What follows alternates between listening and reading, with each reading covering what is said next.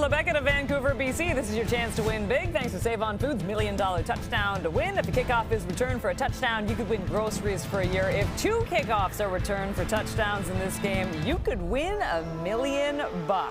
Let's get you to Edmonton and join Dwayne Ford and Dustin Nielsen.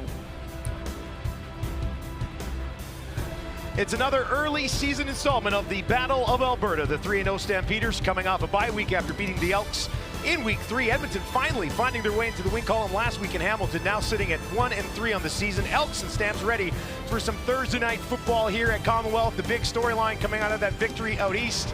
Trey Ford, first start, first victory at quarterback. Yeah, Trey Ford, you heard the guys talk about it in the studio. Did a commendable job, rookie quarterback, making his first start on the road. Was productive. Generally made good decisions with the football, including when to use his legs to keep the drive alive.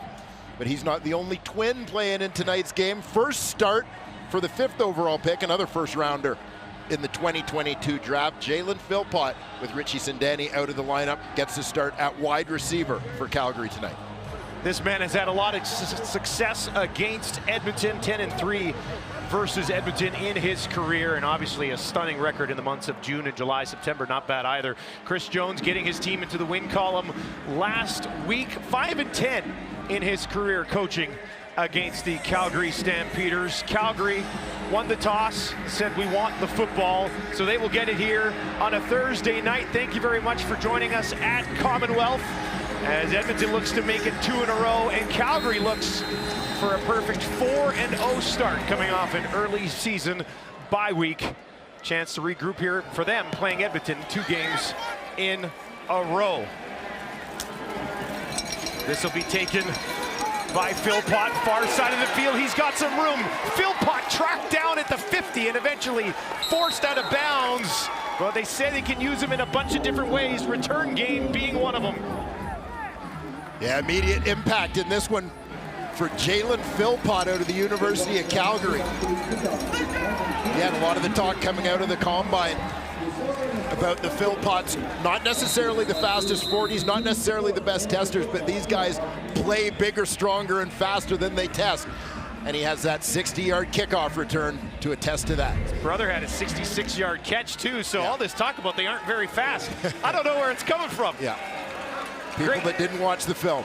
Great field position here for the Stampeders to start. Bo Levi Mitchell on his own 40. He's got an early completion in this game, and that'll go just short of a first down, 8-yard pickup there.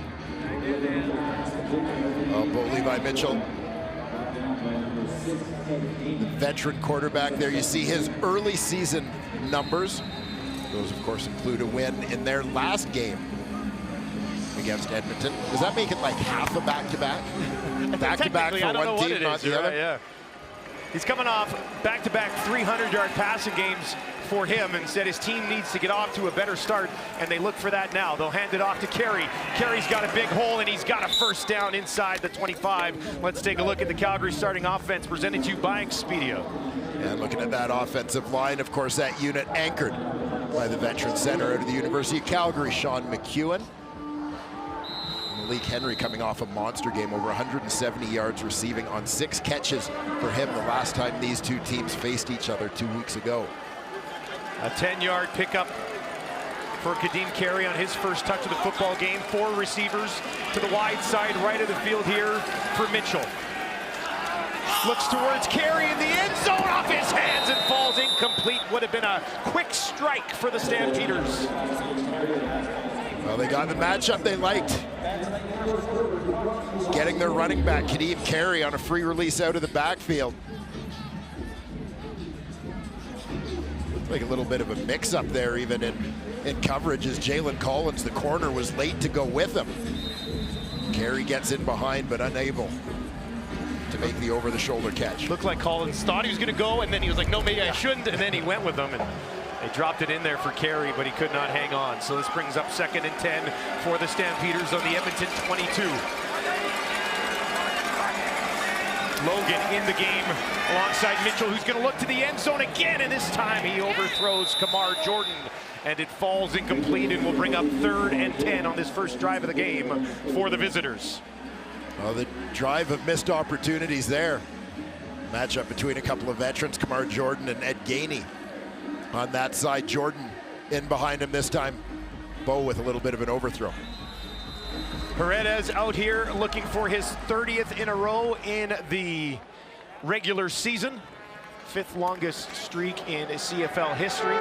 And he's going to start this game with a 29-yard field goal attempt just inside the left hash. And you can give him 30 in a row, and you can give Calgary a 3-0 lead here early in the first quarter at Commonwealth. Trey Ford victorious last week in its first start in the Canadian Football League. Start number 2 coming up here against Calgary next. His first start here at home for Edmonton. Not numbers that light the world on fire, but in a close football game, he found a way to win. Yeah, this is exactly it. I think when you evaluate Trey Ford, it becomes so easy to get caught up in the Canadian quarterback versus American quarterback and all of those things. The bottom line, Trey Ford is a rookie quarterback in the Canadian Football League. And as a rookie quarterback, there are going to be some ups and downs, but as you said, he found a way to win. Ford's going to swing this one out into the flat. It falls incomplete. And they'll set it up. Here's a look at this Edmonton offense that Ford's working with. And we'll keep an eye tonight on that offensive line, of course, anchored by their right guard, Mark Cordy, free agent signing from Ottawa this offseason.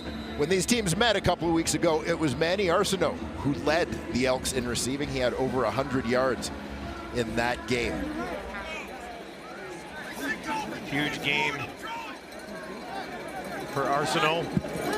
Could use 10 yards from him here. Empty backfield for Ford.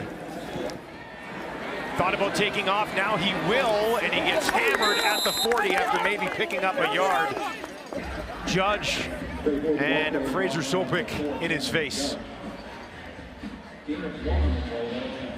And certainly a lot of the talk from the Stampeders' perspective coming into this game and facing Trey Ford this time as opposed to Nick Arbuckle.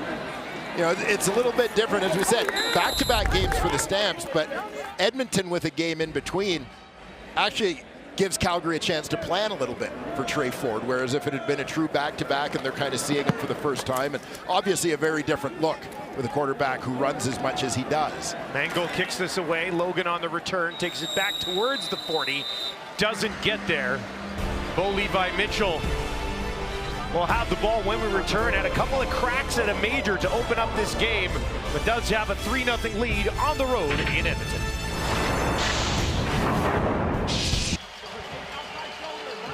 Bo Levi Mitchell has his team off to a 3-0 start. This was the 3rd win of the year a couple of weeks ago now for them against Edmonton.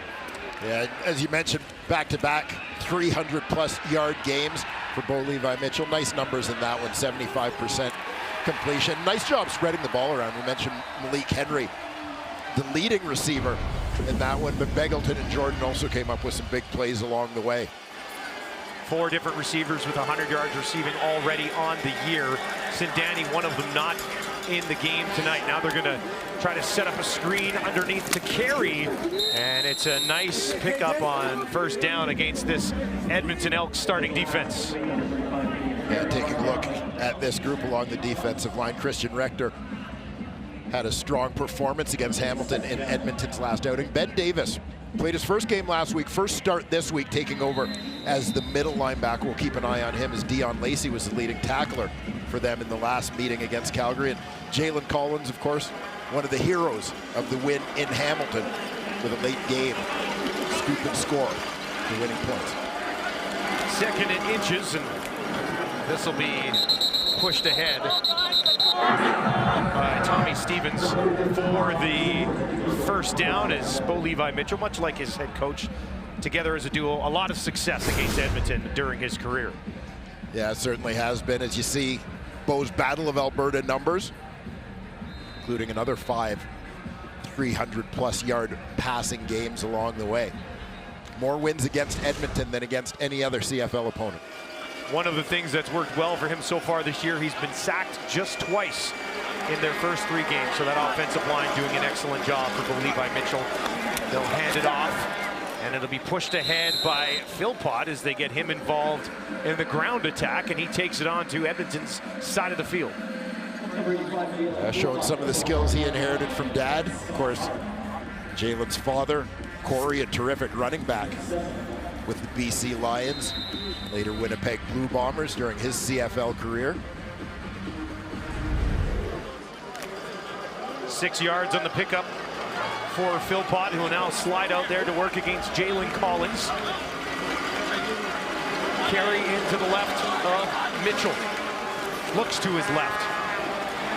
Now he gets rid of it. High throw, and it will fall incomplete. He was looking for Philpott. Tried to go up and get it. Got maybe a fingertip on it. That'll bring up 3rd and 4 here for Calgary. A narrow miss there. Again, we've seen a few for Calgary in the early going of this ball game. So it just looked like it sailed on Bo a little bit.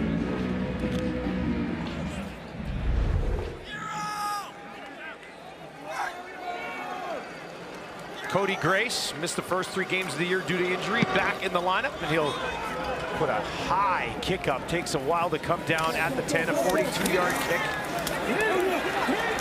And it'll be brought back to about the 14 by Charles Nelson. Edmonton and that man, Trey Ford, trailing by 3 at home against Calgary on Thursday Night Football.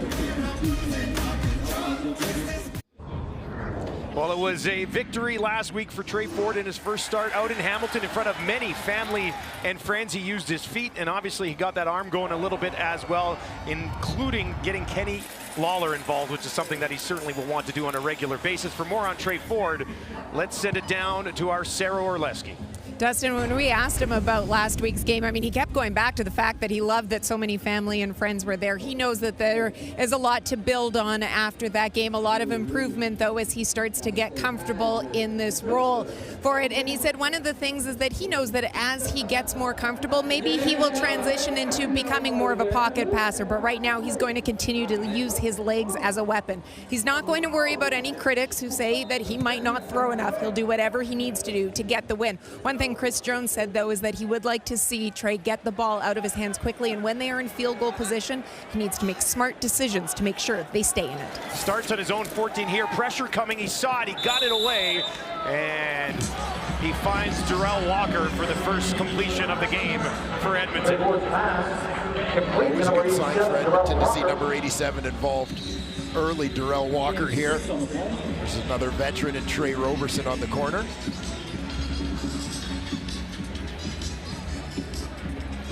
Trying to get those feet down. We'll take another look here.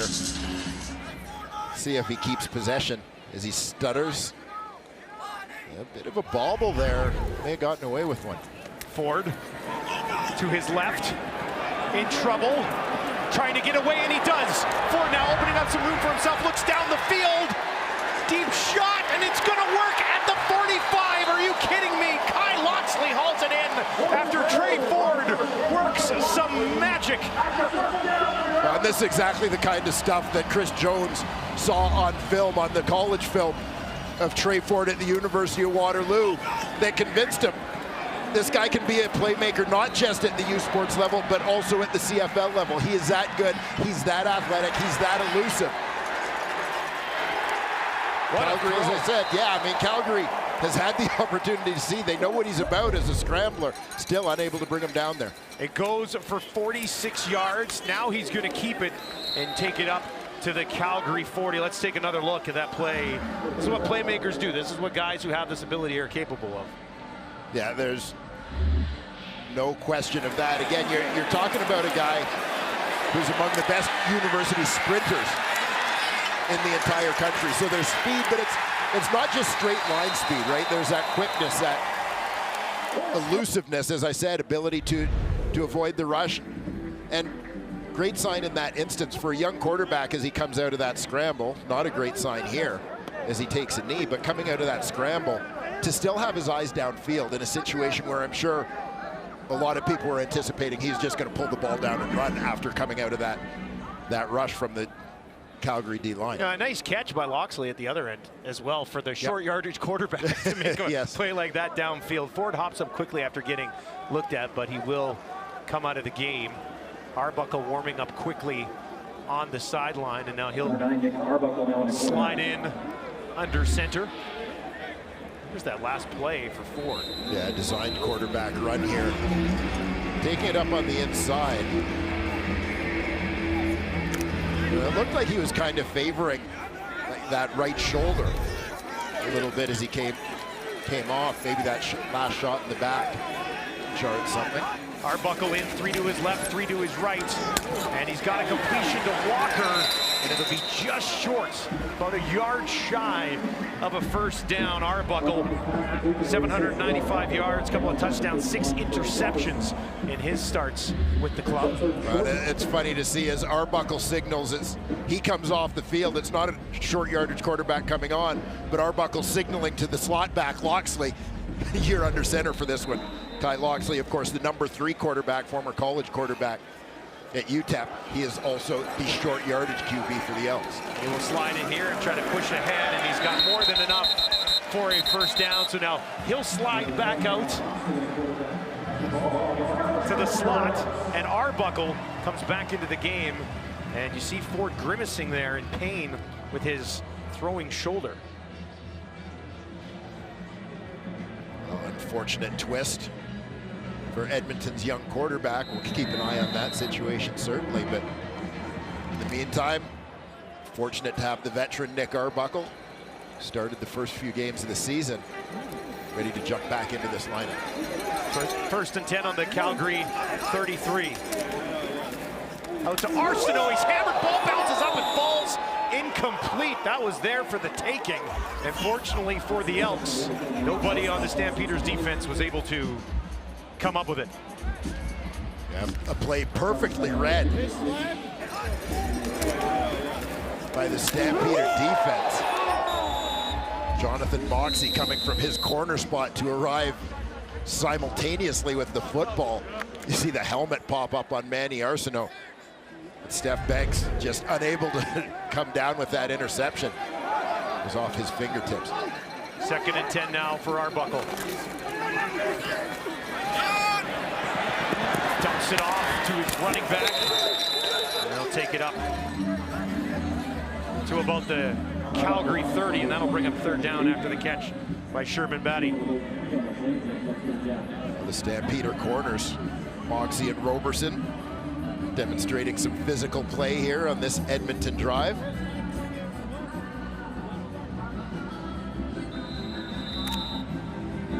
Sergio Castillo, 2 of 3 in the win last week, 11 of 13 on the season. This one from just outside the 35 on the left hash, and Castillo knocks it through to tie this game at 3. The Battle of Alberta, a physical one here in the early going on a Thursday night. Moxey hammering Manny Arsenault, and Batty nowhere to go on that play either.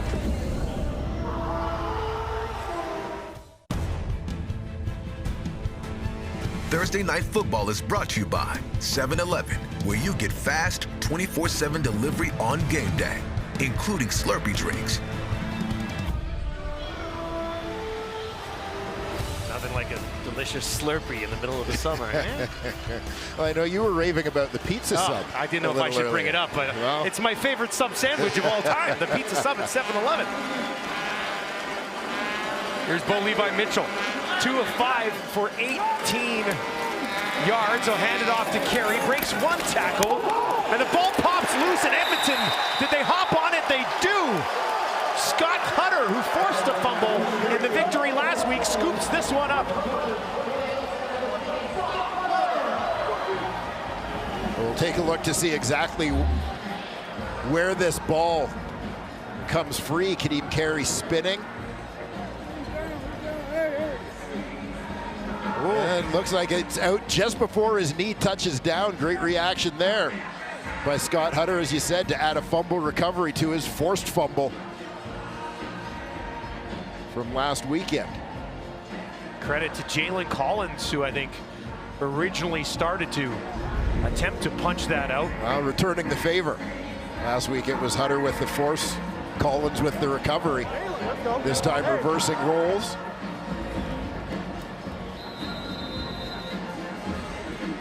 Scott Hutter out of Wilfrid Laurier University.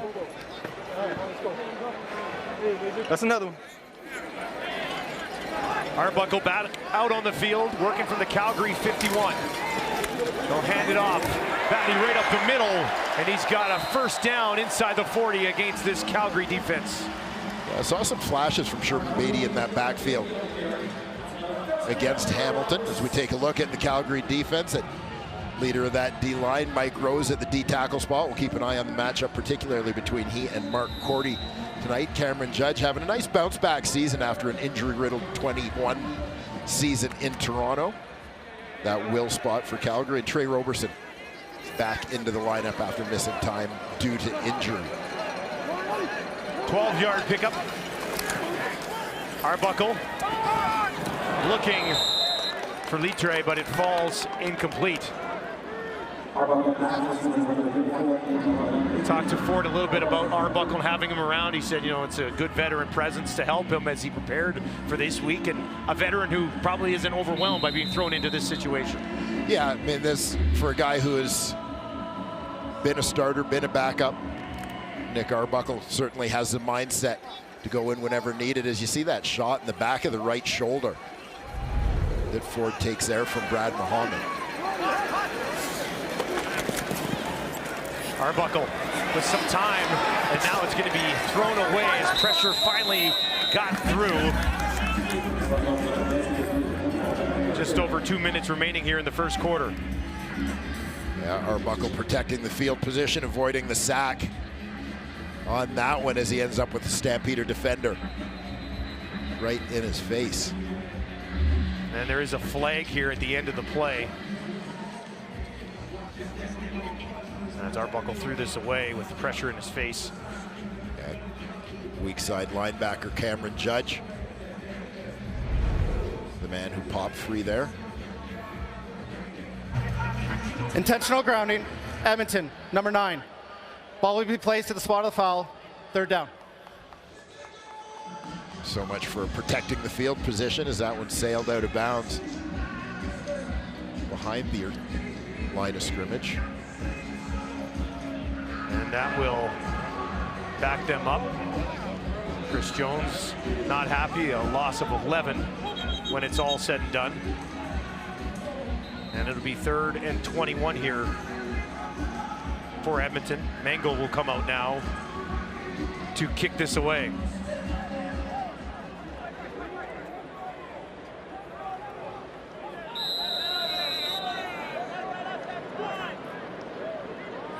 Mangle stands on his own 46.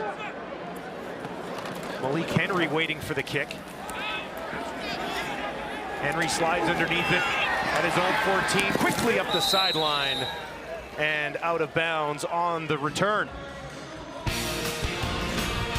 CFL on TSN keeps rolling tomorrow with Friday Night Football. Don't miss Jamal Morrow and the Rough Riders as they host William Powell and the Red Blacks under the lights in Saskatchewan. Tune in at 9 Eastern, 6 Pacific, only on TSN.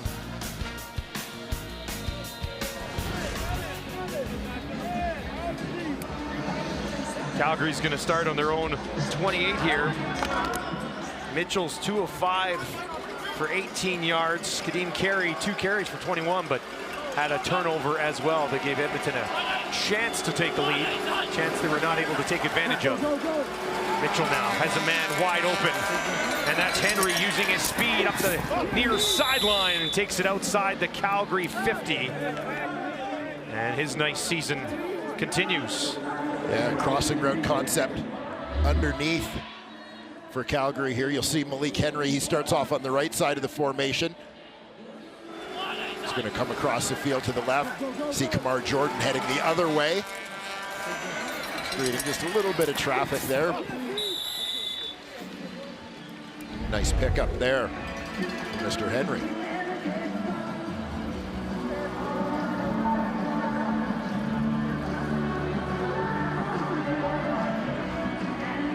The Feast Lion down on the field getting looked at. Came in last year and really made an impact in 5 games. Basically won a job this year with what he was able to do last year. In the 5 games, he had 27 tackles and 2 interceptions in 5 games at the tail end of last year. That was a season where everybody's like, wow, there's really nothing to prove here for Edmonton anymore. But for a guy like him, I mean, got himself a career here in Edmonton. Well, that's it. You have limited opportunity to make an impression, and Nafis Lyon certainly made the most of that on a team looking for some bright spots, particularly as last season wound down. He will come out of the game as the ball sits on the Calgary 52. 61 seconds remaining here in the first quarter. Lyon on the year, 13 tackles. Had a sack and a knockdown as well. Become a pretty reliable piece of this defense for Chris Jones in the early going. 1st and 10 for Mitchell. Flea flicker back to Bo Levi. He's going to look down the field, and it will fall incomplete just inside the 20. A plea for a flag does not look like it'll be answered as Tristan Decoux in coverage against Henry. Yeah, and the shuffle that you get in the Elks secondary on this when they're going after basically the replacement for Lyon on the corner, but it's Tristan Decoux, second-year man who came over from Toronto after cut downs. He moved from halfback out to corner in this situation, played it perfectly, stayed right with his man the whole way. The Stampeders, of course, looking for a call on the play. And they're going to ask for another look at it as well. Just when Calgary he went to cut in, I guess. The previous play for pass interference. The play will be reviewed. Well, this would be a big chunk. A big call early in this game. 3rd challenge of the year for Dickinson. Has not won one just yet. Let's get another look at this one. Yeah, keep an eye on the tail end. Originally, it looked like Decoux had pretty good position, but yeah, you see a little bit of contact there as Henry tries to cut back into the football, particularly hand up high. Looked like he had the left arm underneath Henry's right arm as well. Yeah, I mean, here you see the contact, and he's slowing him down a little bit there. Impeding his route back to the inside. I think a good decision here from Dickinson. There's a couple of cases to be made, I think, when you get I mean, honestly, I often feel for defenders in the Canadian Football League and in this situation. But I suspect that this one's going to go against Edmonton. Decoux coming over, having a nice start to the year with Edmonton. 14 tackles, a tackle for a loss in there as well. Had 4 tackles last week in that victory against Hamilton. Played 13 games with Toronto last season and forced into duty here where Nafis Lyon usually would have been. Yeah, looking at that again, I think when you look at the degree of contact, that hand up high, the right hand coming up high. Onto the mask. I think that, as I said, I think Coach Dickinson might have his first victorious challenge of the season.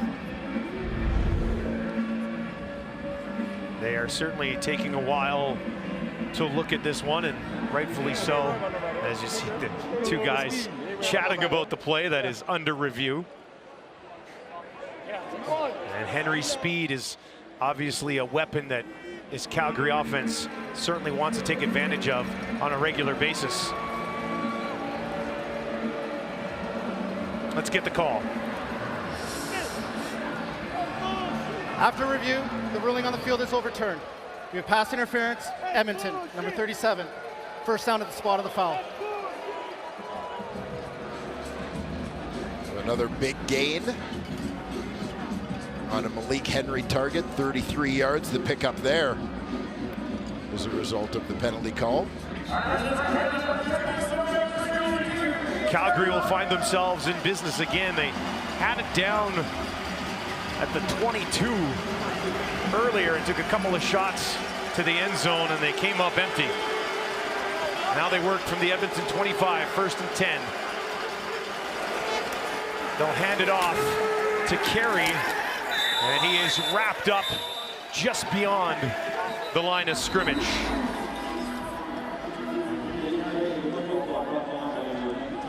...165 yards on the season coming into this game for Kadeem Carey. He's got 22 so far here tonight.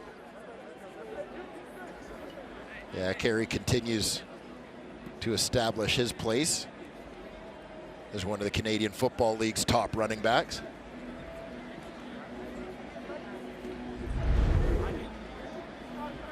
Now it's linebacker Brady Sheldon, the injured Elk. 29-year-old getting a look at here. Obviously, lower body. Sheldon, another one along with Jalen Collins, Tristan Deku, guys with whom Chris Jones would have some familiarity from his time with the Toronto Argonauts last season.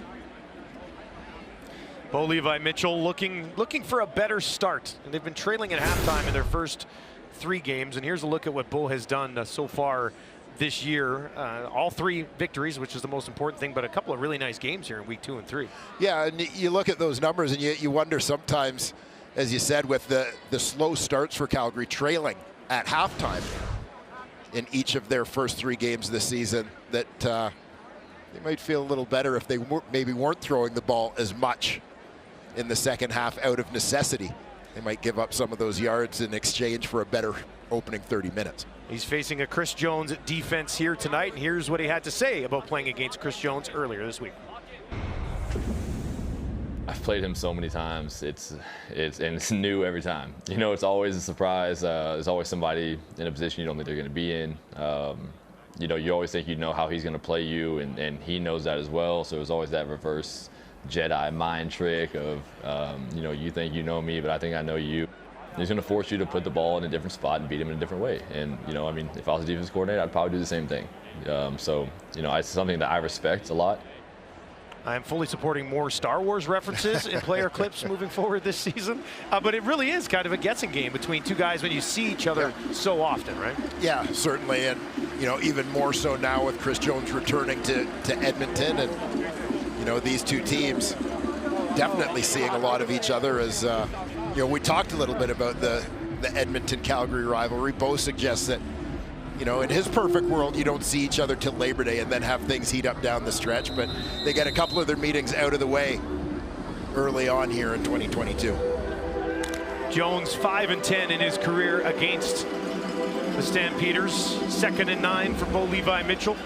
3 receivers to his left. Carey stands in immediately to his right, and before they can get this play going, multiple flags on the field as we near the end of the first quarter. Procedure, Calgary, number 67. 5-yard penalty, remains 2nd down. I'll back him up to 2nd and 14. Mitchell's just 3 of 6 here in the first quarter for 42 yards. Henry with a catch, Kadeem Carey out of the backfield with a catch, and Kamar Jordan with a catch as well. Would like to have at least 14 here. Mitchell has a completion down at the 10. It'll be enough for a first down, and this offense will stay on the field as he finds, I believe, Jalen Philpott. Yeah, nice job there from Bo to thread the needle. It flies past the outstretched hands of a couple of linebackers to get there. We've got a tight one on Thursday Night Football here at Commonwealth in Edmonton. Deadlocked at 3 after the opening quarter.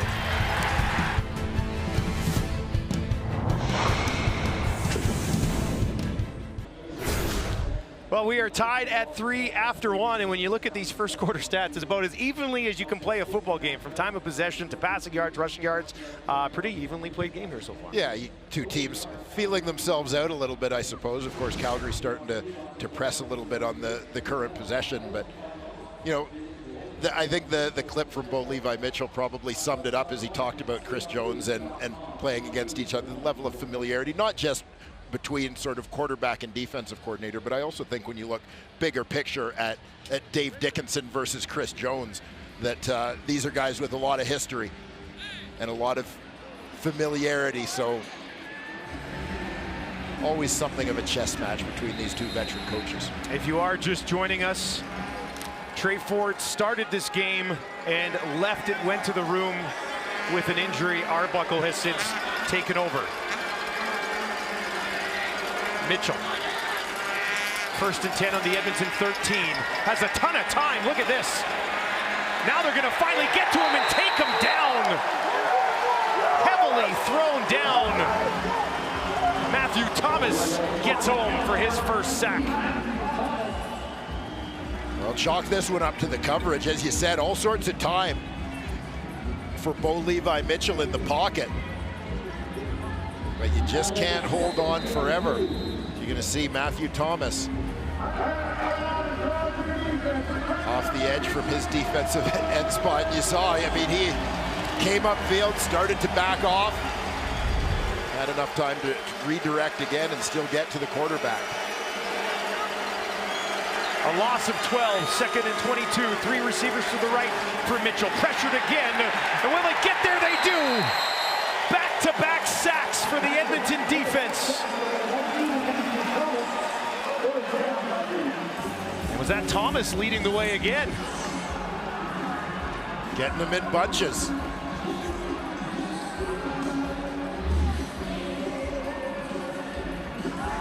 He's again in that stand-up position at defensive end.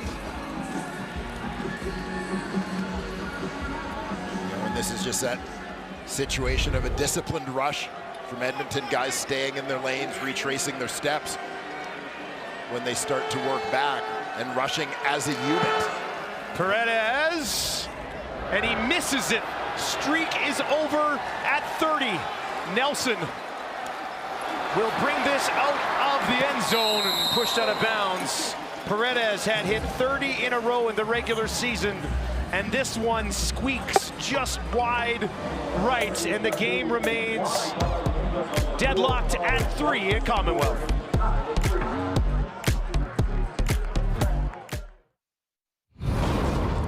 Trey Ford starting this game for Edmonton and will not be finishing it. He's now been ruled out for the rest of the game after this hit right there to his right shoulder from Muhammad.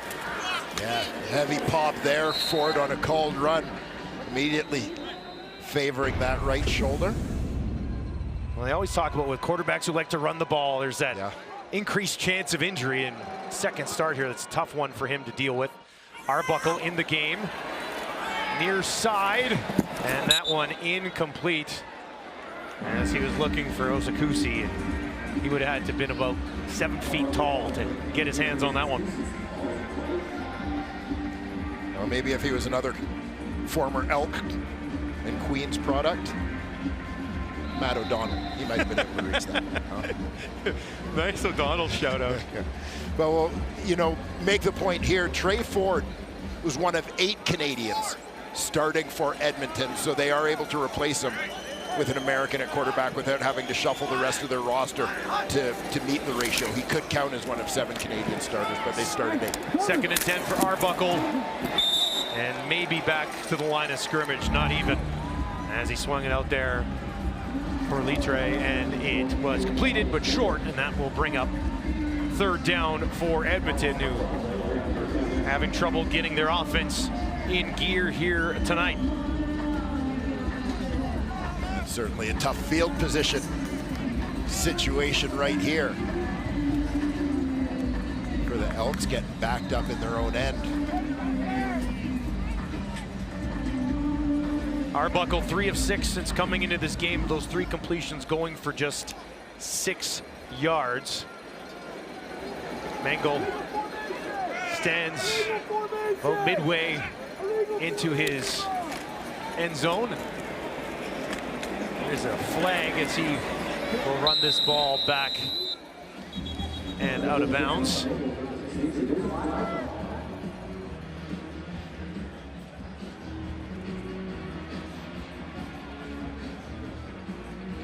Tight game like this, field position obviously going to make a Procedure. huge difference. Edmonton. The penalties declined. Safety.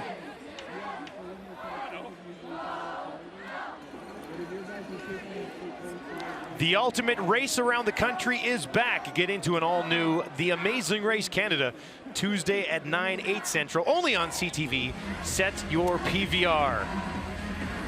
Great time for a race across the country, I think. The race will be slowed down by flight delays, but just saying. Extended season. 5-3. Calgary on top. Yeah, and I want to make the point as well, going back to the missed Paredes field goal, when Charles Nelson made the decision to run it out, it didn't look like there was a lot there. I know every returner kind of thinks they can take it all the way every time, but the result of that decision is essentially you trade 2 points instead of 1, right? Giving up that safety when you could have given up a single and had a little better field position on the trade-off. A very rare miss from that man after hitting 30 in a row. He's done it a few times in his career. Now Castile, kick it the other way. Philpott takes it at his 20, back to the 30. Philpott far side of the field, 40, 45, 50, and another nice return after a 60-yard scamper to open this football game. Philpott does it again. Well, Jalen Philpott demonstrating that he wants to stay in this lineup. A couple of nice blocks there, but just demonstrating that burst. Get around the corner, get the Stamps again out around midfield to start the possession. 37-yard return for Philpott.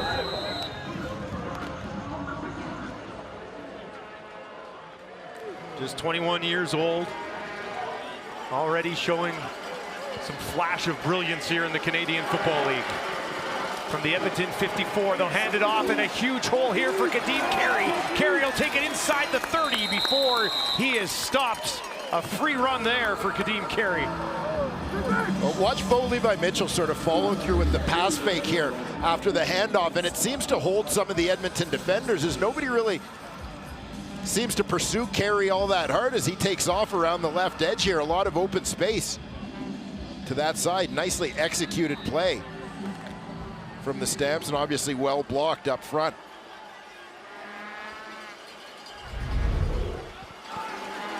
Calgary on the Edmonton 28.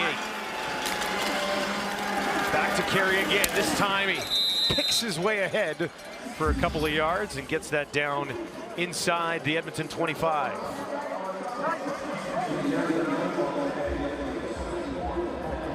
Terrific field position off that Jalen Philpott kickoff return. The Stamps find themselves down in that offensive green zone once again. Quick return.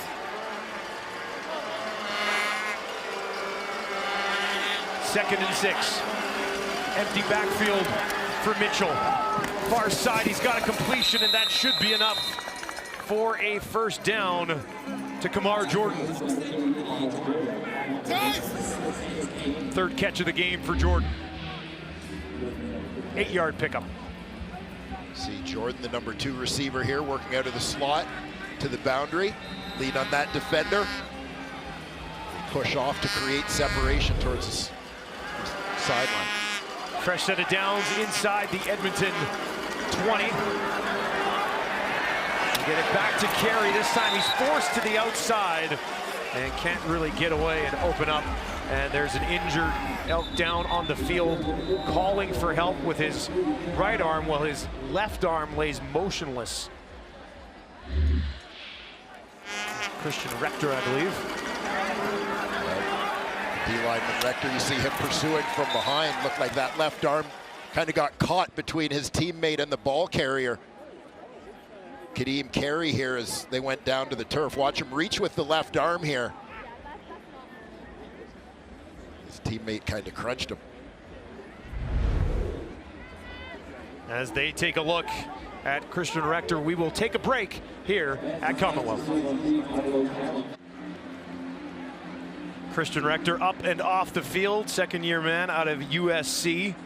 with his left arm being held by the training staff. Yeah, you see Jeremy Dominique comes in here to make the tackle on Carey, and Rector's arm gets pinched in between. You can see that left elbow looking kind of awkward on the landing.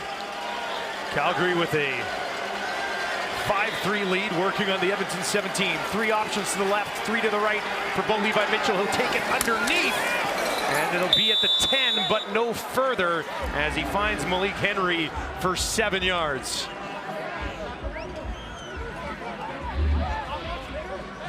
Mitchell continues to spread the ball around, particularly to what seems to be emerging as a big 3 for Calgary, with Malik Henry stepping up, hoping to find some consistency in the young receiver as he partners in that receiving core with Kamar Jordan and Reggie Begelton. Thomas and Konar in on the tackle. Paredes out here to start a new streak after having a streak of 30 consecutive snaps. Some redemption here from 17, and no doubt about that one, he knocks it through, and Calgary extends their lead to 5 on a Thursday night in Edmonton.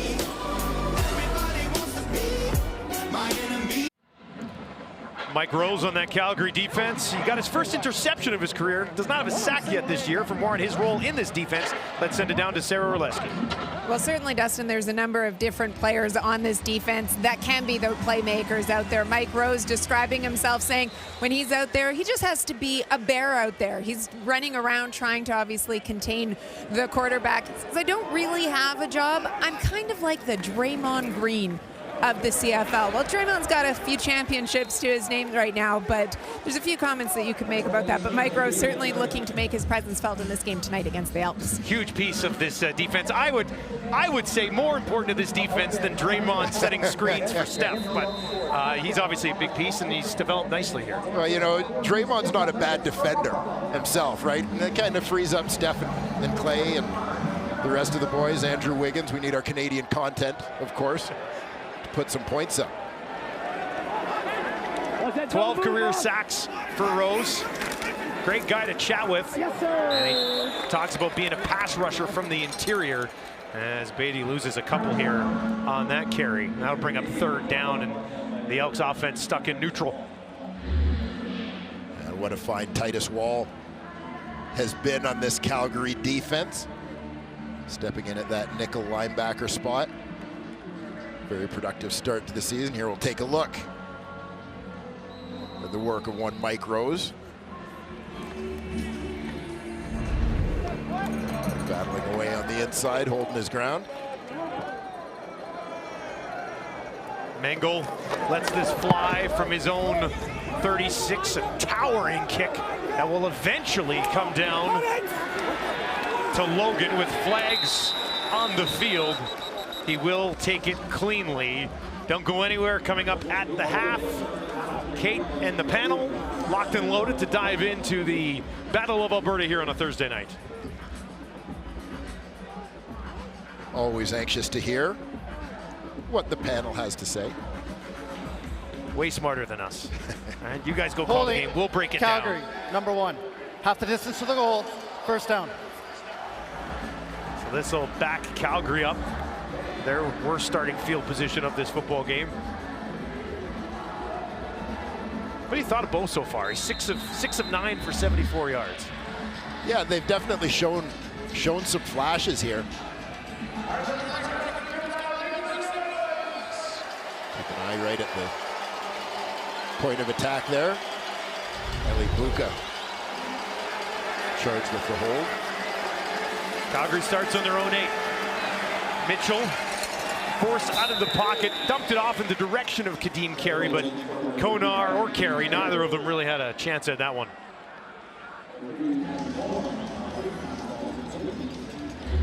We're seeing Kadeem Carey with a few opportunities to get involved as a receiver here. Adam Konar doing a nice job in coverage. 2nd generation CFLer, of course, his dad, Kevin, linebacker with the BC Lions. Adam talked to us this week about growing up big Lions fan. He seemed to like a lot of the guys on offense though, and, you know, maybe part of that was sucking up, given that one of his bosses here is G. Roy Simon.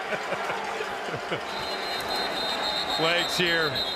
Chatted with Konar earlier in the week, and he said he really enjoys being back in Edmonton playing football, and you know, a bigger role here back in Edmonton than he had in BC. Yeah, definitely that. Time count violation. Calgary, number 19. Half the distance to the goal, remains second down. You know, and a player who sort of felt in his first go-round in Edmonton that he and head coach Chris Jones were a pretty good fit, and with Jones coming back here, and they reached out to Adam during free agency, he was excited to make that reunion happen. Seen him start at middle linebacker this season, now shifting back out to the more familiar weak side. Got it away just in time to Carey, who takes it inside the 10, drops his shoulder and pushes his way out. Almost to the 20. Just shy, I believe, of what they needed for a first down. Almost got it. Yeah, Kadeem Carey doesn't necessarily look like the biggest guy, but you'll see right here, he packs a little bit of power. There's Jeremy Dominique, the rookie out of Charleston. On the receiving end of that one. 3rd and inches. And the offense inside their own 20 will stay on the field. Tommy Stevens in to take care of the job here. Going to take it to the outside, and initially had some contact behind that line, but he pushes ahead for the first down. And going back a couple of weeks, Dave Dickinson talked about offensively and defensively the importance of his short yardage units and the success that they had in the Hamilton game. Comeback victory there, short yardage on both sides, making some big plays in that one. And you see just the growing confidence as Tommy Stevens is doing a nice job running that unit for the Stampeders, the number 3 quarterback. Just under 4 minutes remaining here in the first half. Mitchell, far side, and he's got a completion to Malik Henry. Henry's got the Jets on. He's going to take it inside the 20. 10, touchdown. 89 yards for the Calgary Stampeders. And a backflip for good measure from Malik Henry, his 3rd touchdown of the year. A big one, and the breakout season of Malik Henry continues, and he continues to haunt the Edmonton Elks. Little comebacker along the sidelines. Ball's thrown behind. He caught the defender. Collins with his back turned, unable to locate the ball. Henry goes and gets it, takes it the rest of the way.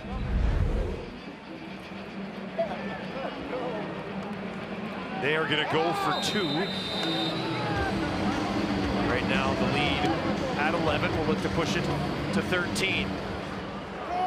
Henry with 121 yards now in this game, coming off a career high 173 2 weeks ago.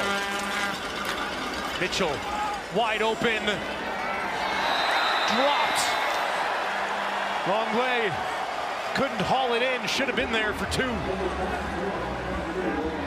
Yeah, I think there was a moment of indecision when this ball was in the air for William Longley about whether to go thumbs together up high or pinkies together down low, and he ended up getting handcuffed. Lines up as a tight end on the right side, running to the corner. There you see hands high, and it looked like he had to try to adjust mid-flight here. Had a couple of cracks at it. You know, William Longley, a guy who was Mr. Everything in college at Sherbrooke, played a little D-line, played a little linebacker before moving to fullback. Maybe he had a flashback to those defensive days and just decided to knock it down. Malik Henry with a big one. Yeah, they've got Henry working in a little bit of space. One-on-one against Collins. Watch, ball's thrown behind. Perfectly placed. Collins with his back turned really doesn't even see the ball come in. Henry snatches it and takes off down the sideline. Looked like he was surprised when that ball arrived. Collins. Now on the return for Edmonton. Nelson will take it out just beyond his own 35, and Edmonton look to respond after this. Yeah, here you see the ball in the air. Watch, Collins' back is turned the whole way. Now he's scrambling to try and get back to it after he had been pedal to the metal trying to catch up to Malik Henry streaking down the sidelines. You see he's just a split second behind. Either way as Mitchell tosses it in there.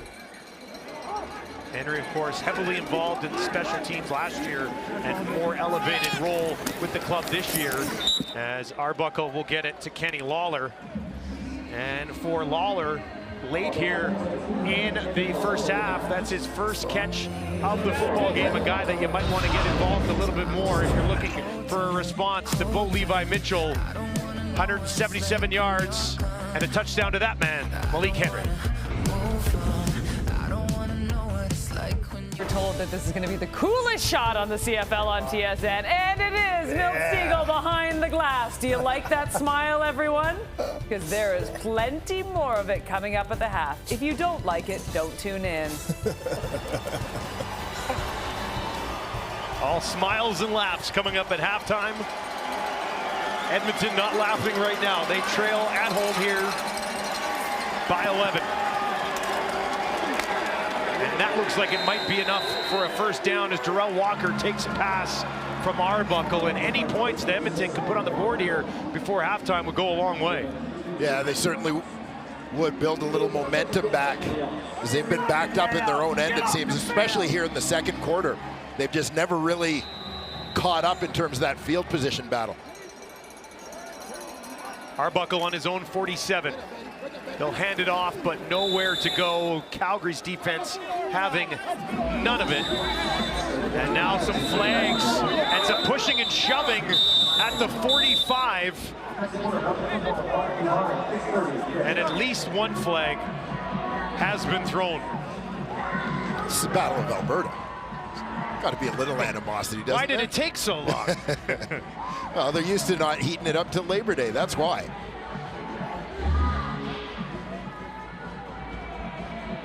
Doesn't have the same feeling in week 5 that it has to kind of kick off the second half of the season. Looks like David Beard kind of came in and cleared some guys out. And We have Loxley two and Mohammed. misconduct fouls on the play. Calgary, number 56, and Edmonton, number 57. Those penalties offset, first down. So it's Beard and Thurman. Correction, second down.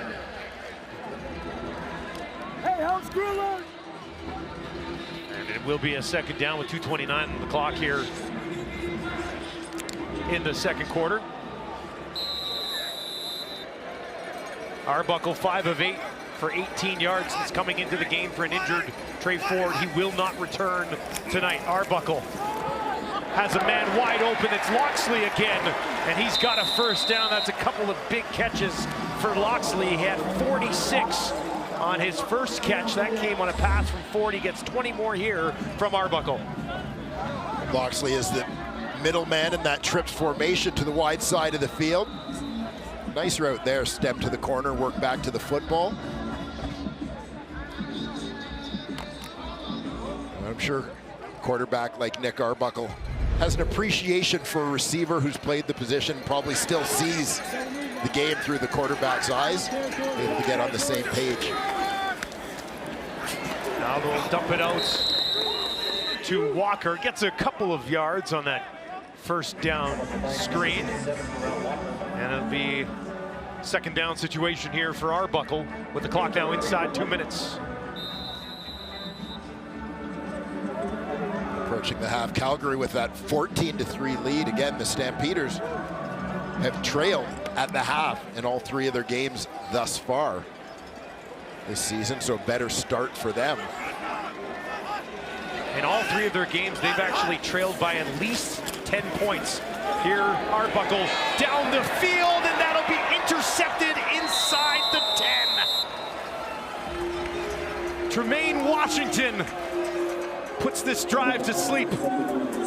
Arbuckle looking for a big chunk, and Washington steps in with his first interception of the season. Yeah, among the league leaders in interceptions last season with Edmonton. Washington had signed in Ottawa as a free agent.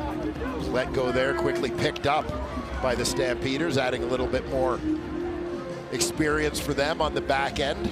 Former Toronto Argonaut as well, but here you see, I mean, this ball little underthrown and into a real tight window.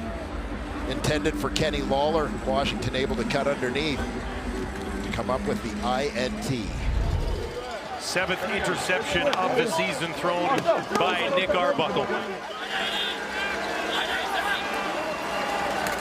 Calgary starts on their 9. Kadeem Carey cuts it back up the field, takes it towards the 15, won't get all the way there, but a decent pickup on first down with just under 90 seconds on the clock to work for this Calgary offense.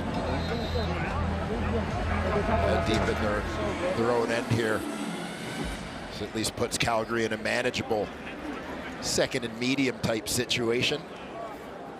Matthew Thomas, defensive end, with a couple of sacks in this ball game. He's got 6 tackles to go along with those 2 sacks. And now he is down on the field. Ooh, that's legit. You see that belt? The beauty of that belt is its versatility. You can wear it anywhere. It's massive.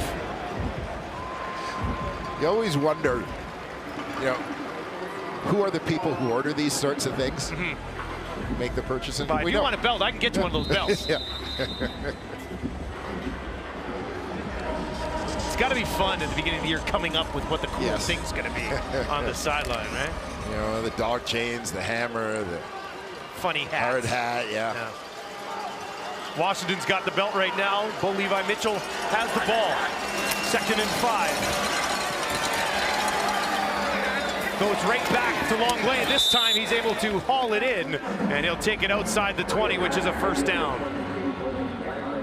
Well, I'm happy to see my fullback brethren have an opportunity for redemption here. William Longley, after the drop in the end zone, he's going to have a check release here. Little chip off the defensive end.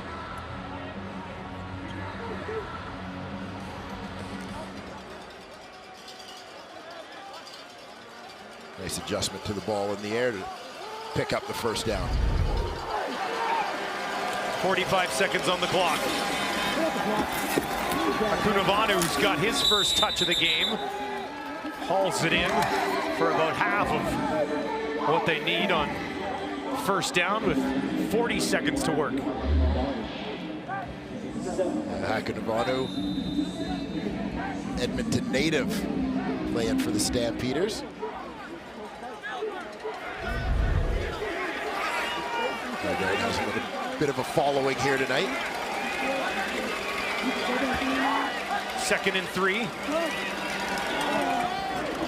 They'll dump it off to Henry again. He's got a first down, taken down, but still is able to land outside his own 35. 4th catch of the game for Malik Henry. You see that Elks defense trying to pursue from inside.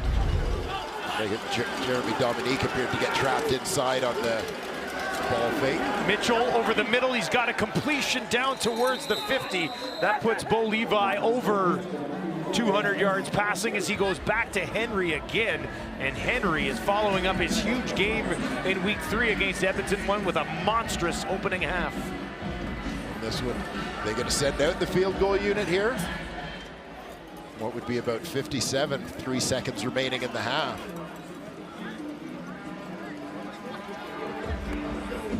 Henry's at 152 yards and a touchdown. And they're going to punt it.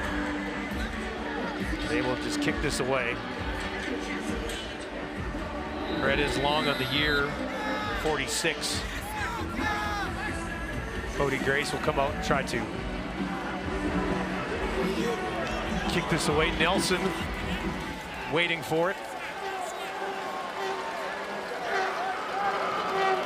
Ed Gainey back there as well.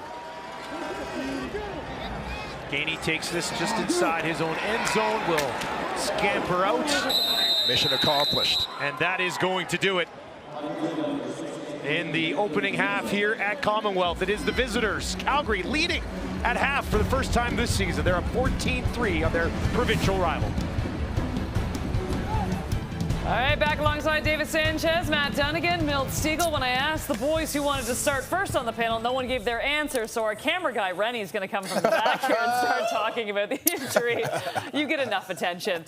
Meanwhile, you know what? The start of this game, we pumped up Trey Ford, just his ability to run. That's certainly what we saw in Hamilton. A dynamic athlete, to say the least. We saw a lot of that in the beginning there, Milt, and then it was just unfortunate that he goes down with injury, and now we're witnessing, obviously, Arbuckle, who is struggling once again. Yeah, it's unfortunate because we were so excited for this young man to see what he can do in his second start. We got a small sample size of it last week, and we liked it, and we got an even smaller size, and we were like, all right, we're on our way. But it's unfortunate that this is what happens sometimes when you have a quarterback who's able to run the ball. You know, you turn yourself into a running back, and you put yourself out there. But this play right here, I don't know too many humans on earth that can make that play right there. So it's unfortunate that he won't. It doesn't look like he's going to be back in this game. Let's hope it's not long-term, because this guy was on his way to, I think, having a pretty good year. So let's hope he's back sooner than later. Yeah, Milton. And, boy, I tell you, Brian Cheeseman, the director of sports medicine and rehabilitation, or we commonly refer to the trainer. He's getting the most amount of camera time. He's getting a workout, man. Players are coming on and off the football field for the Edmonton Elks, and it is a physical football game. You wouldn't think anything less when you're talking about the Battle of Alberta and how physical it does get out there. But I look at just what Bo Levi Mitchell's been able to do in that first half there, really settling down and now starting to take advantage of Edmonton's personnel issues. And he's going to work, and he's showing the young people, or the young man across the way who's now in civies, hey, this is how you do it. And I'm pushing the ball down the field, and I'm going to make you like it. And it's good to see Bo getting back to form. Yeah. In the Week 3 matchup, Edmonton couldn't get any pressure on Bo. And he carved them. He was averaging, or it was yards per pass were at 12 yards, which, I mean, he was carving, doing what he wanted to do. They didn't touch him. And now I look at this. You look at the injuries, to your point. Now they got a couple guys banged up in their Edmonton's defensive line. He's going to do more damage. But Malik Henry, the fastest man on this roster, I just feel like this is such a great addition for this receiving corps. You look at over the past few years and remember Big Eric Rogers, what he provided, that big body across the middle and in the red zone, and Reggie Bagleton, obviously, what he could do, and KJ, Kamar Jordan. All those guys are great big bodies, but Henry's different than all those guys. You saw him, he ran that speed sweep where he came around, he used his speed to make plays and get the edge, and then you saw that 89-yard run. But he is a guy they need, and Bo can really use in that offense. He has something you can't teach, and that's speed. You can't teach speed. And you can't teach toughness either. Kadeem Carey just pounding it out, getting some critical yards there, and really getting Calgary out of a deep and tough spot in the hole there on 2nd and 15. Went and put him in 3rd and short. But, you talk about Malik Henry, 26.8 fantasy points in the first half alone. Yeah, that's what I'm talking about. Hold on, you know what you can't teach, and you talk about short. Stand up, Davis. Can you backflip? Stand up, Davis. Can you stand backflip? up. Why you want me to stand up? Stand up. Davis has on shorts. What the heck is going on? I got great legs. I got great legs. He has on shorts. How do you sit next to that? Well, I don't know. Like, I'm wearing a full-blown dress. I am a teammate. He was golfing today, man. Give him a break. I don't know. That's unprofessional. I don't know. I mean, we're all dressed up nice up here. Come on, Ches. Let's get this panel rolling. Just don't have on underwear up here. I got to get off this panel. It's another early season installment of the Battle of Alberta. Trying to get away, and he does. Ford now opening up some room. Deep shot, and it's going to work at the 45. Are you kidding me? Kai Loxley out to Arsenault. He's hammered. Ball bounces up and falls incomplete. That was there for the taking. Henry's got the Jets on. He's going to take it inside the 20. 10, touchdown. One half in the book, second half about to get going, and it is Edmonton trailing 14-3. Matthew Thomas has been involved in their defense so far. He's with our Sarah Orleski. Matthew, when you look at that first half, what is it that stood out to you most? Just the couple plays that we wasn't able to make, we gave up some scores, and we got off the field a couple of times, but we got to play better in the second half. What is the key to getting that pressure? You did get to Bo and were able to sack him a couple of times. What is the key to getting pressure? We got to keep playing together. We got to tackle, and we got to wrap up, get them off the field. We can't give them opportunities to keep getting first downs. Thanks for the time. Thank you. Nice first half, 6 tackles, a couple of sacks, and Trey Ford watching on, had made a big pass down the field to Loxley. They went to run the ball right after and got popped in the shoulder and will not be returning. So tough pill to swallow for the young quarterback, but another opportunity for Nick Arbuckle to show that he can handle this job. He was 7 of 11, I should say, for 34 yards and an interception trying to take a shot downfield to Kenny Lawler. Lawler might be a guy you want to get going here. He only has 1 catch for 4 yards in the first half. Yeah, and Calgary did a pretty good job, I thought, on Kenny Lawler in the first meeting of the season between these two teams. Nelson on the return, taken down just outside his own 30. Big tackle there from Silas Stewart on special teams. And as you said, for Nick Arbuckle, you never want to see a teammate suffer an injury or go through any kind of misfortune, but for him this is, an opportunity to make this starting job his own, at least for the time being. Lawler at 285 yards receiving coming into this game. As I mentioned, just 4 in the first half. They'll hand it off. Beatty will take it outside the 35. A flag right at the tail end of this play here early in the second half.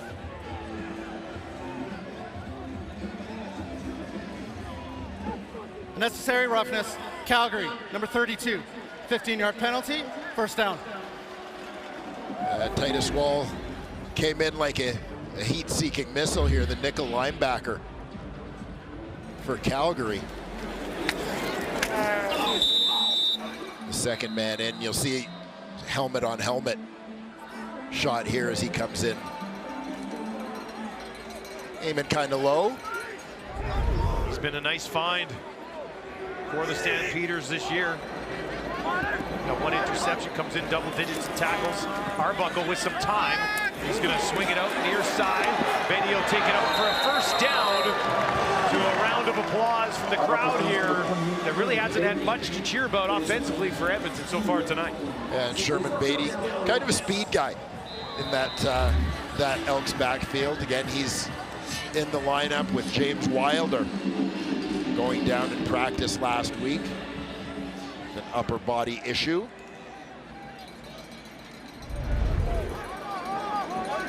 Second catch of his time here in Edmonton. Arbuckle going to look down the field again. Too much.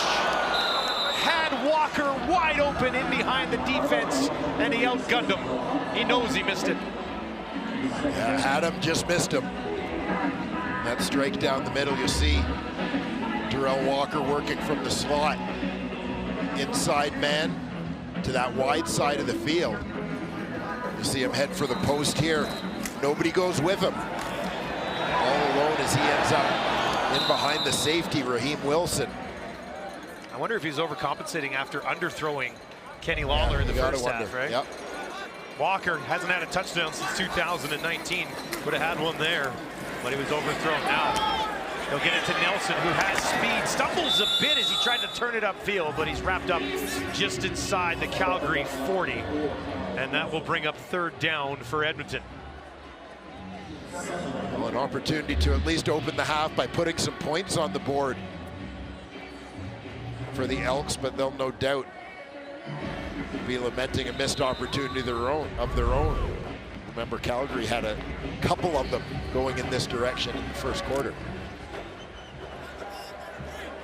Castillo from the right hash. 47-yard field goal attempt. This will tie his longest on the year, and this is wide right. That'll be taken by Peyton Logan. Logan, far side of the field. He's got some room to burn, and he's got the speed. Logan up to the 40, down to the 50. He might go untouched all the way. Logan to the 30, the 20, the 10. He's gone all the way to the house.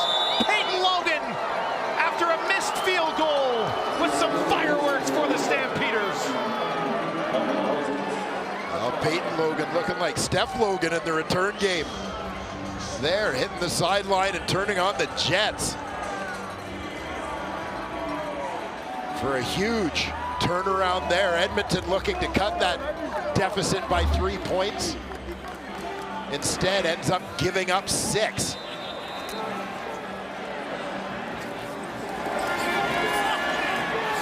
.122 yards on this return for Logan. And they never really even had a crack at him. No, not even close. Paredes, extra point is good, and Calgary has opened this thing up a bit. They lead 21-3 after a missed field goal from Castillo, and Peyton Logan was never really in doubt. Once he got free on that far side, there was no looking back.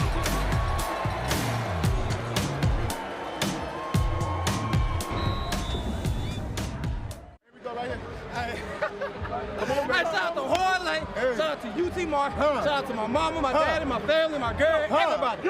Hey, Kadeem the Dream, he the one that taught me how to do that shit. So many shout-outs, and understandably so. First career touchdown for Peyton Logan, and it was a big one. I think Kadeem Carey said, upcoming star right here. Hey, 122 yards earns you unlimited shout-outs. Big kid, big kid. This is taken by Charles Nelson. Nelson right up the middle, tried to stay on his feet, multiple flags as he works it back towards the 35. And here's a look at the rare Canadian Football League 10-point play. Edmonton thinks they're kicking a field goal that's going to cut the Calgary lead to 8. Wide right, Logan on the return, and suddenly the Elks are down 18. Just a huge swing when you look at it that way for a team that has struggled to put points on the board so far here tonight, to think, hey, we're still only down 8, and then miss the field goal and have it go back the other way. Yes, sir. Big time backfire. Yeah, I mean, what would have been a 1-score game is a 3-score game.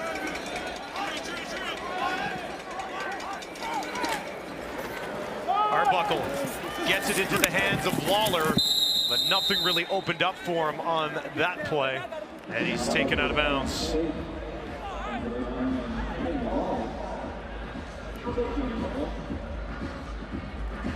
A little bit of a breeze here at Commonwealth tonight. Well, skies are looking a little gray. They did have I believe it was a lightning delay during the pregame warm-ups. They sent the teams in for a bit, and they came back out. Didn't go in between the now later warm-up and kickoff, as they made an adjustment to keep the kickoff on time. Arbuckle spins away from one Stampeder right into another, and Rayam ends up taking him down. TJ Ram. First career sack. Another second-generation CFLer. Ram, who played at Boston College, the son of former Edmonton and Calgary offensive lineman Thomas Ram. Born in Alberta during his dad's playing days, so he's got that dual citizenship. Plays as a national, was selected in the 2nd round of the supplemental draft this year. Mangle lets it fly. Comes down to Logan again. And he is popped as he tries to turn it up to the 35. No return this time. Litre takes him down, but Calgary on top, on the road. Defense, offense, special teams, doing it all for the Stampeders.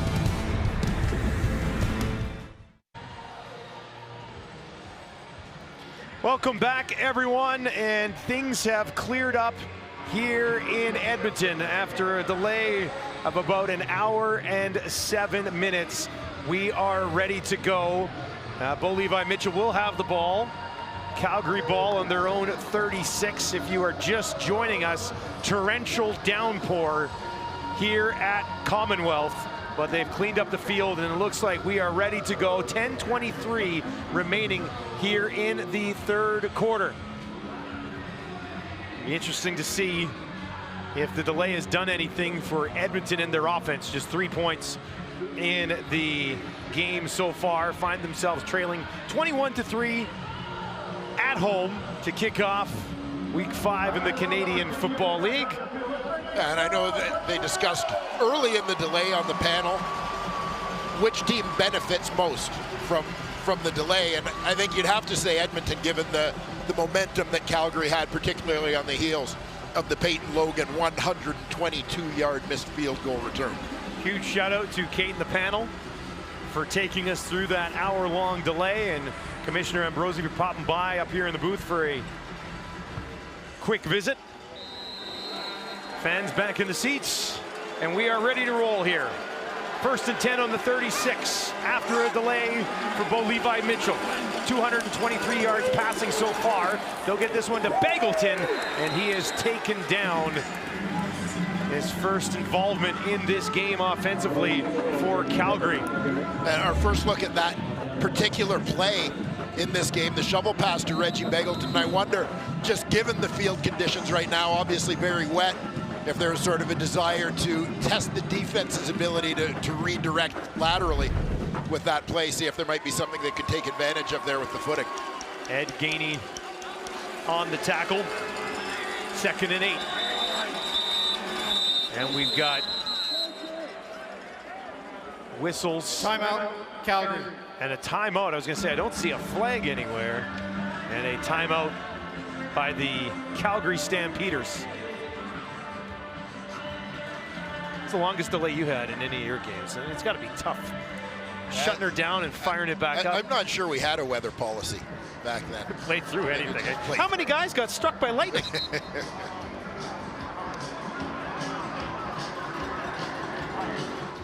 Yeah, those were the days, I always say, when the player safety program was very clear. If you want to be safe, just don't play. Easy way to lay that out for you.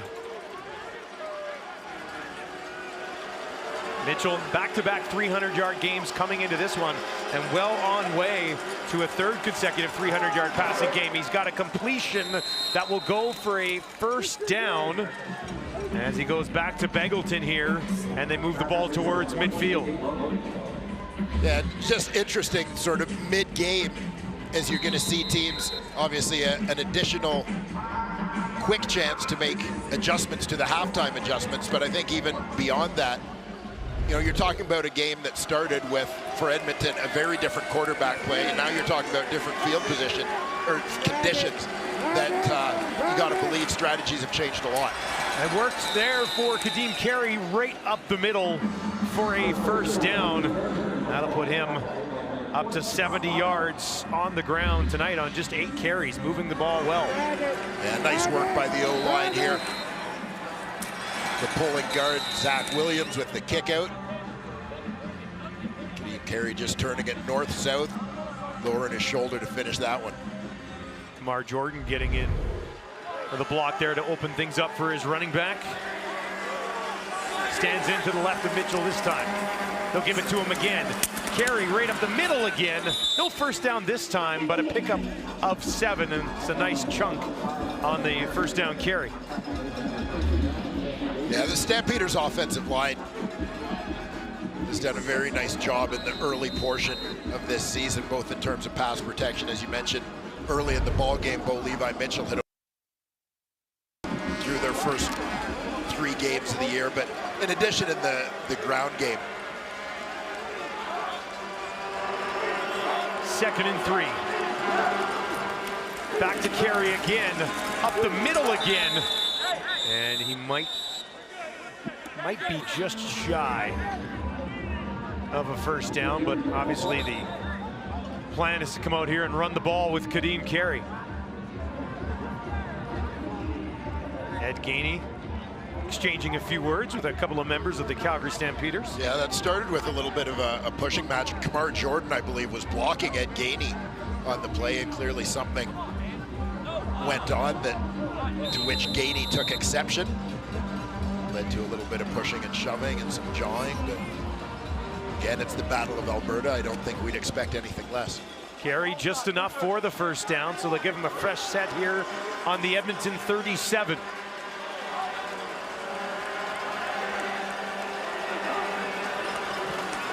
Mitchell, pressure coming, dumps it off to Jordan, and he pushes ahead.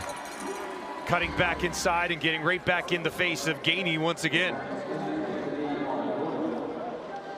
8 yards on the completion to Jordan. Well, Kadeem Carey got some carries. Peyton Jordan comes in to spell him for a little bit. He gets to do the dirty work. Watch him picking up the linebacker, Adam Konar, off the edge here. Just steps in, delivers a pop, stones him up close to the line to help secure the pocket for his quarterback. Stamps need a couple of yards here. They'll hand it off right up the middle, and that is Logan on the carry. Whether it's Kadeem Carey, Peyton Logan, who had a 122-yard missed field goal return touchdown before the delay. He gets involved in the offense here. Yeah, I had the opportunity to watch Peyton Logan a couple of times in, extended duty on offense this season, and that is a terrific 1-2 punch the Stampeders have put together in that backfield with him backing up Kadeem Carey.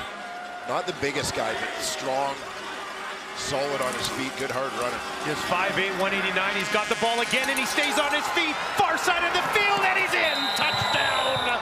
Peyton Logan, his second of the game. This time, it's a 21-yard attack on the ground. But Peyton Logan's big day continues already with a special teams touchdown. Now chipping in with one here on offense. You heard Kadeem Carey on the sidelines earlier refer to him as a rising star, and Logan providing more evidence in support of that claim right here.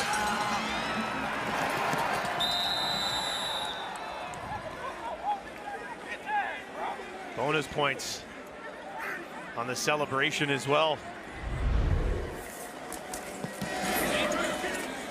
And the extra point is knocked home as Calgary has completely blown this thing open here in the Battle of Alberta. 21 yards for Peyton Logan to finish off an 8-play, 74-yard drive that took over an hour.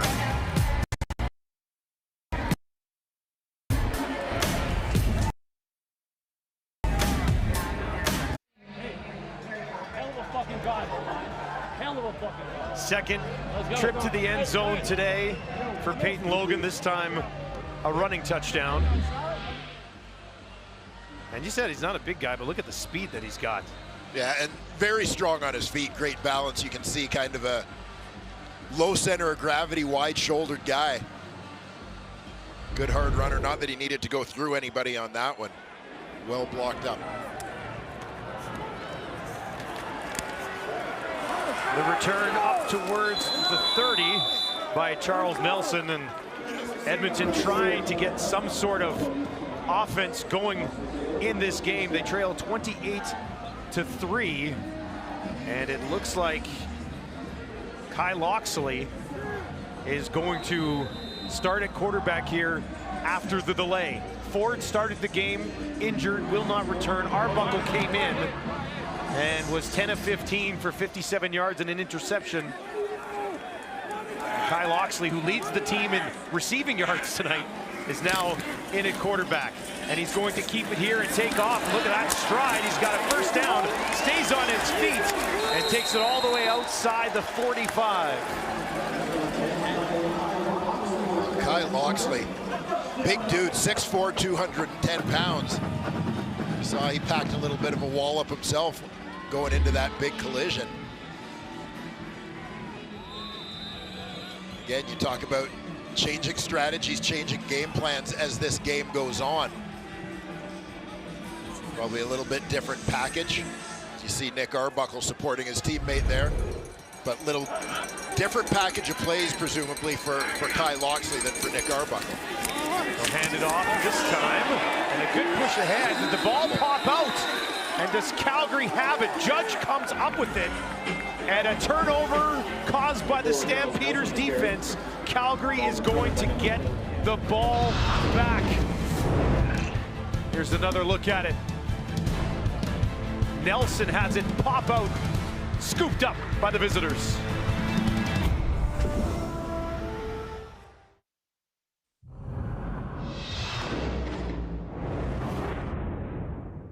You the wire guy? Woo! Woo! Woo! You do not want me to score. Patrick Levels on a slant. That's a handoff.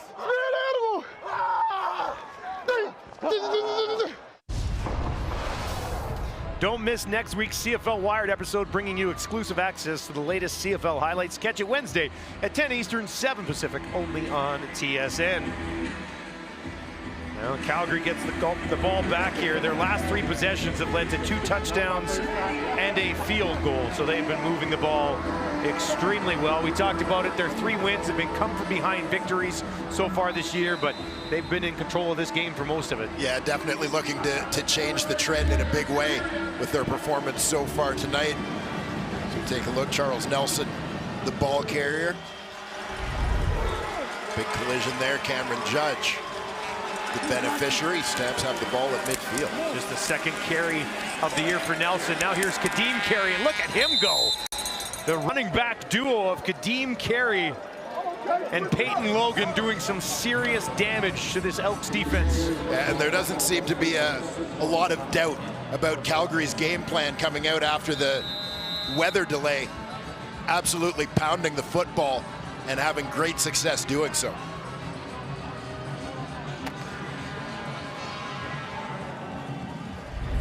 That's a first down right there. Yeah. With style. 99 yards tonight. Season high was 91 coming into this game.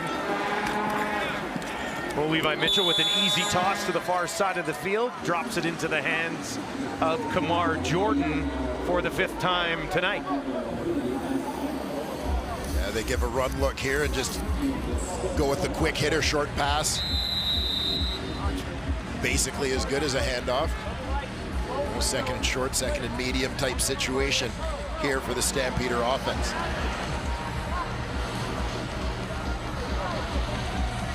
Carey moves over to the right side of his quarterback. 2nd and 3. Mitchell, he's going to look towards the end zone. Touchdown! Drops it over the shoulder and into the hands of Luther Hakunavanu. And the route is on at Commonwealth.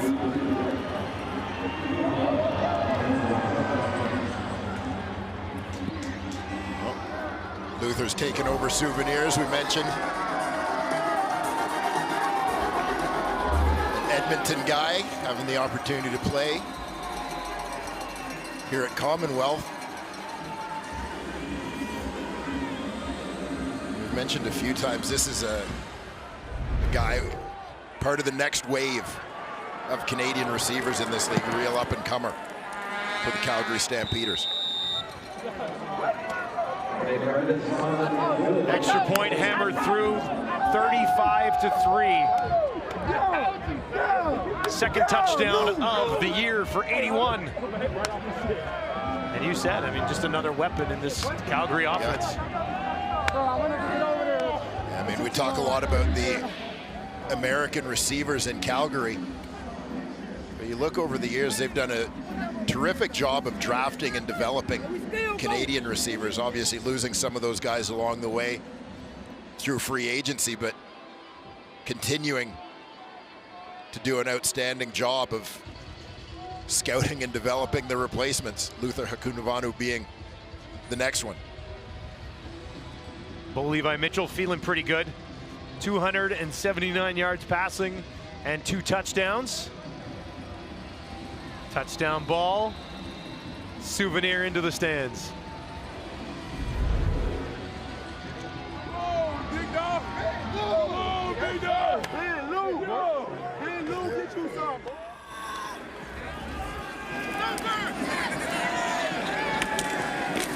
Now on the return, nowhere to go this time around. Still staying on the feet, pushing ahead.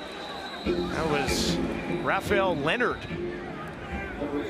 getting his first touch in the Canadian Football League. There you see the numbers for Kai Loxley during his last couple of college seasons at UTEP, Texas El Paso. Not necessarily a reputation as a great passer, but as an athletic quarterback, and we see that it's obviously shown in the way he plays receiver. But you know, we anticipated in terms of some of the play calls we have seen and are going to see with him under center. Starts on his own 37. He'll hand it off. There's a flag on the play as Litre takes this out towards the 40. If you're looking at maybe holding Edmonton, number 62, 10-yard penalty. Repeat, first down. If you're building an offense around Trey Ford coming into the game tonight, Loxley's skill set from a mobile quarterback perspective might fit that a little bit more than what we saw from Arbuckle. Yeah, and you got to think that that's factored into the decision a little bit here. You know, I mean, Nick Arbuckle throwing for a high completion percentage, 10 of 15, but you know, less than 60 yards through the air. And we talked about missed opportunity. I know the panel talked about it during the break as well, right? Just before the missed field goal, a wide open Darrell Walker heading to the end zone was overthrown. Loxley completes his first pass, gets it to Darrell Walker, who you just mentioned, with about a minute remaining here in the third quarter after a lengthy rain delay at Commonwealth tonight.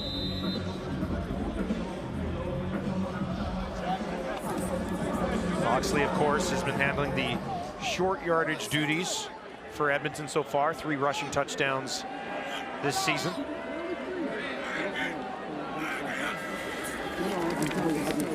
Pressured now, forced out of the pocket, rolling to his left, and he will eventually just be forced out of bounds. Took a couple of looks downfield, but had nothing, and was forced out for a sack. I mean, one of the other interesting things about the move to bring Loxley in at quarterback is, of course, it causes another change to your offense. So you have that desire to change your quarterback also requires you to change one of your receiver spots. So you start moving down the depth chart a little bit. It is Raphael Leonard who comes in Loxley's spot as a receiver. Mengel with the kick, grabbed by Logan, and a few pretty hard yards earned on that return to get the ball on to Edmonton's side of the field. Wimbledon coverage continues tomorrow with the gentlemen's semifinals as Novak Djokovic defends his Grand Slam title. It all gets underway at 8 a.m. Eastern, 5 a.m. Pacific, only on TSN. Ladies and gentlemen, the moon.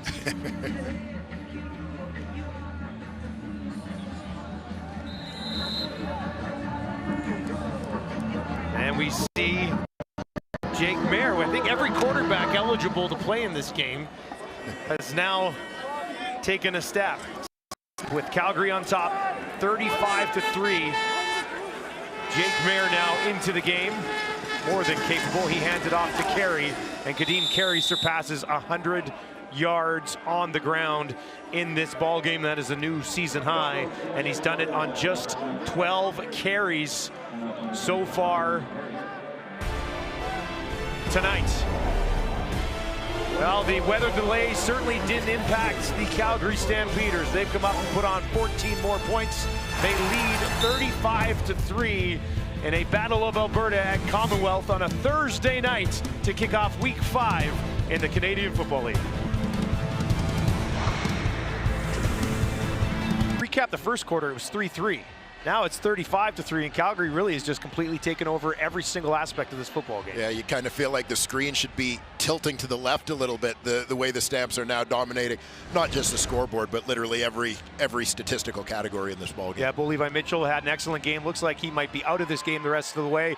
And Kadeem Carey over 100 yards rushing so far as well. And, of course, the story of Peyton Logan, who had a 122-yard missed field goal return for a touchdown, and then has a rushing touchdown himself here tonight. Jake Mayer slides in, 4 of 5 on the season for 57 yards. We know what he's capable of after getting a look at him last year. He threw for over 1,200 yards, 5 touchdowns, 3 interceptions back in 2021. Of course, had that stretch of 3 straight games of 300 yards to start his career. 2nd and 5 here. Quickly, on 2nd down, fires it out to his right. And the tackle is made that time by Treston Decoux, and nowhere to go. That'll bring up third down. Decoux coming downhill in a hurry. This one's going to go, obviously, to the trailing receiver on the hitch screen, but keep an eye on the corner. Firing forward, unblocked. Basically, the lead receiver is picking what he sees as the most dangerous man to block. But Decoux sniffed that one out and took advantage of having no one on him. First 2 and out of this ball game for the Stampeders. Cody Grace drops this down just outside the 15. And it is brought back up the right sideline on the return.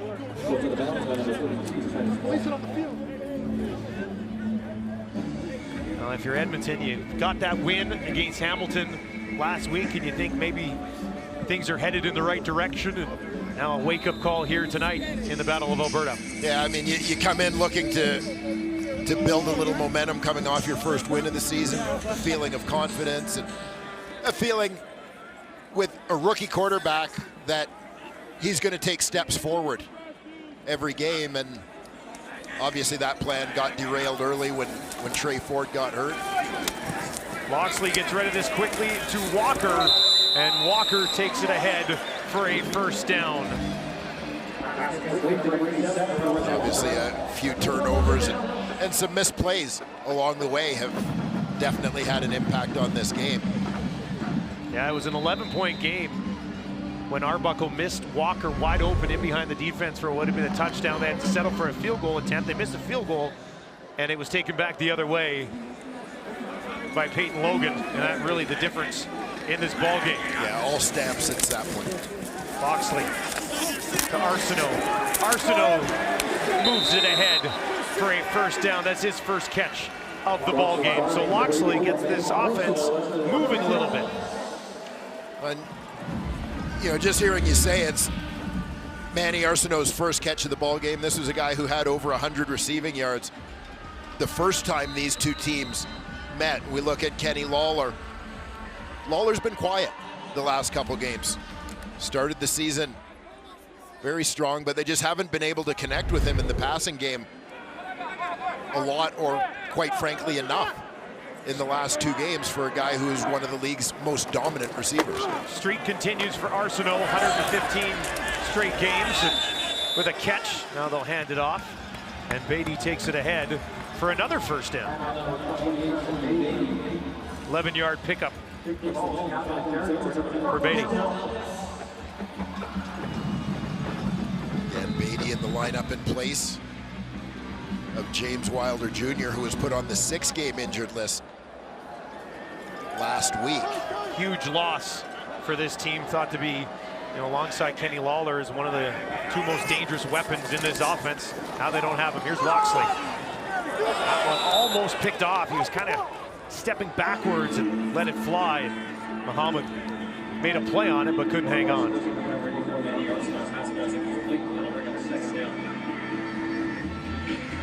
There's been a lot of talk so far this season about Winnipeg, back-to-back Grey Cup champions, starting the year 4-0. BC Lions with a couple of huge blowouts, 3-0. And then kind of quietly here, the Calgary Stampeders are on the verge of also going to 4-0 to start their season. Yeah, maybe in not dominant fashion, as they've had those slow starts to each game, down by double figures at halftime of each of their first 3. This is going to be picked up by Judge, and Judge is going to take it back the other way. Will Loxley be able to stop him? No! Touchdown, Cameron Judge.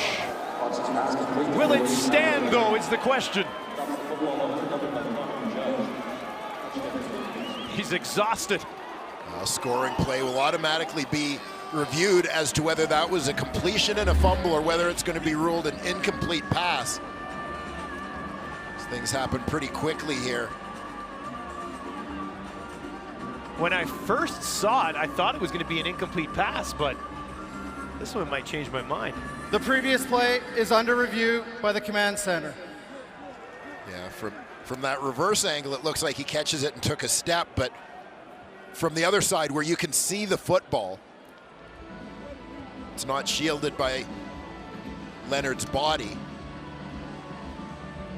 It looked like he might have been bobbling it still when he got hit. Regardless, there's another big play for the youngster Titus Wall, who separates Leonard from the football.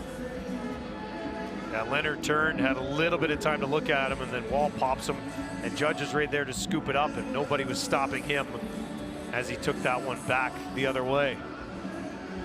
Assuming this is ruled a catch and a fumble, which still remains to be seen.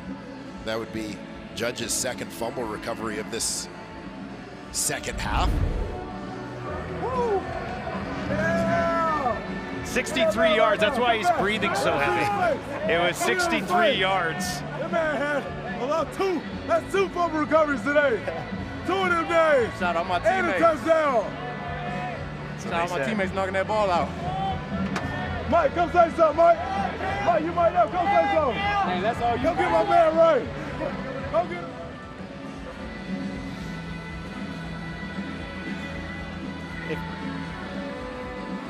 Let's get the call here on the field. After review, the ruling on the field stands. Calgary touchdown. Second career touchdown for Cameron Judge. Had one back with the Riders in 2019.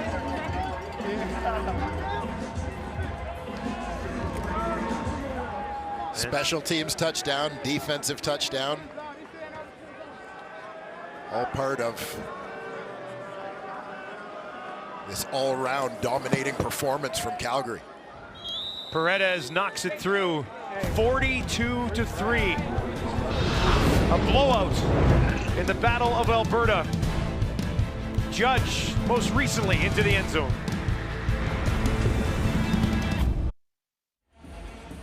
Bo Levi Mitchell, night likely over for all the right reasons. 279 yards, 2 touchdowns. For more on the Calgary quarterback, let's send it down to Sarah Orleski. Well, Dustin, heading into this game with the Stampeders 3-0 on the season, Bo Levi Mitchell had said that they'd been finding ways to win, but obviously they hadn't had a decisive win up to that point. Their wins had been by 3, and 7 points. He said that would he like to be like BC and win in a lopsided game? Sure, but he said he also liked the fact that they'd gotten punched in the mouth early and responded, that he felt this team showed grit. Well, you look at the score right now, 42-3. It looks like Bo Levi Mitchell will get his wish of that lopsided win. Sure looks that way right now, and they took over in the second quarter and just really have not looked back. And like we said, Calgary kind of quietly here, working their way to a 4-0 start. Yeah, and I like the decision here by Dave Dickinson to get Jake Mayer into the game. And it may seem early to some. So often you don't see starting quarterbacks come out before, say, midway through the fourth quarter, regardless of what the score is. But you've got a veteran guy in Bo Mitchell who's had some injuries the last couple of years. So I think a little bit of load management, body maintenance for the veteran, but also valuable reps to keep your other guy sharp just in case, because as we've seen tonight, you never know when you're going to need your backup to step in and play. And it's a guy that many people view as one of, if not the best backup quarterbacks in the Canadian Football League with what he showed last year. So get a look at Mayer the rest of the way. Loxley right now. Beatty stands in to his left. 2nd and 10 on his own 37. Loxley's in trouble, escapes it, now turns, finds a man wide open, and that's going to be a completion at the 50 as he goes to Arsenault with his second catch of the game, and that's a first down for Edmonton. And all you can do when you're the Edmonton Elks is keep playing and keep competing, recognizing, quite frankly, that they're still trying to figure out their roster. So anybody who thinks that their guys aren't out there competing for jobs, that this is a lineup that they're locked into for the rest of the season, they're not. And so whether it's Kai Loxley maybe fighting for a few more reps at quarterback as the season goes on, or Raphael Leonard getting an opportunity to play in that receiving core right now, there's still much on the line, at least at an individual level, for the guys in green and gold. Sean Lemon shutting down that rushing attempt from Beatty. Leaves it at 2nd and 10 at midfield. And we don't know what the future status of Trey Ford will be. All we know is that he left tonight's game and did not return. So they've gone away from Arbuckle again. And Loxley is getting an opportunity here. He's 5 of 6 for 50 yards. Taylor Cornelius, who started a number of games for the Elks last season, still tucked away on that injured list. Should Ford be out for an extended period? If you're looking for that pocket passer. Yeah, there are some options, some decisions to be made for Chris Jones in the quarterback position.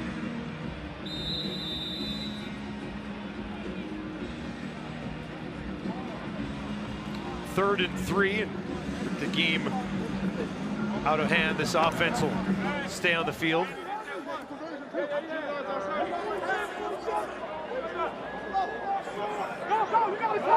Nelson in the game to the left of Loxley. And a whistle. Looks like a time count here. Time count against violation. Loxley. Edmonton, number 10. 5-yard penalty. Remains 3rd down.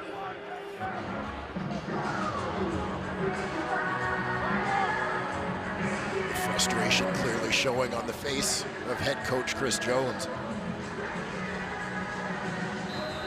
Game that started slowly, 3-3 after the first quarter, and has just been like a snowball picking up steam as it rolls downhill since then. 3rd and 8 now for Loxley. Pressure coming from behind. They're going to get there. And they'll take him down. Mike Rose, first sack of the season for Mike Rose. Was saying earlier in the week he really wanted one. And he got home here, taking down Kai Loxley.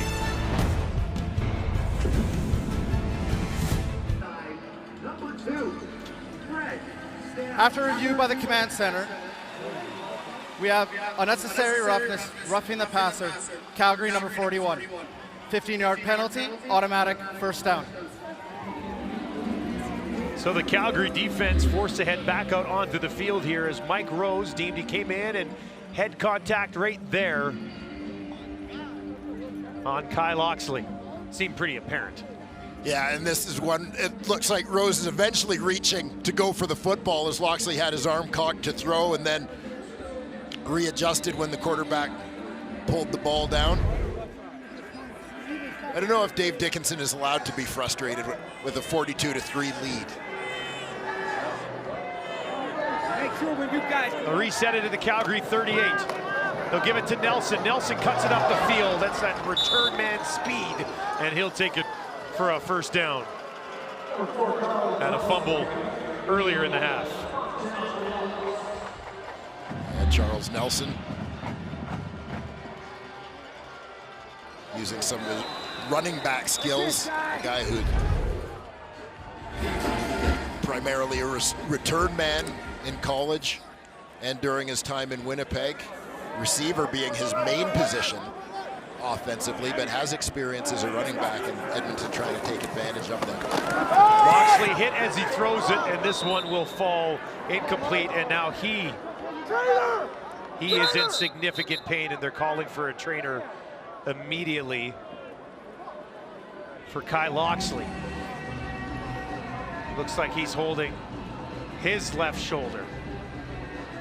It was the right shoulder of Ford that forced him out of the game a little bit earlier on. Here's Loxley, pressure, a couple of different guys getting there. Didn't look like anything of significance on the hit. Yeah, maybe just not huge contact, but maybe just twisted awkwardly here.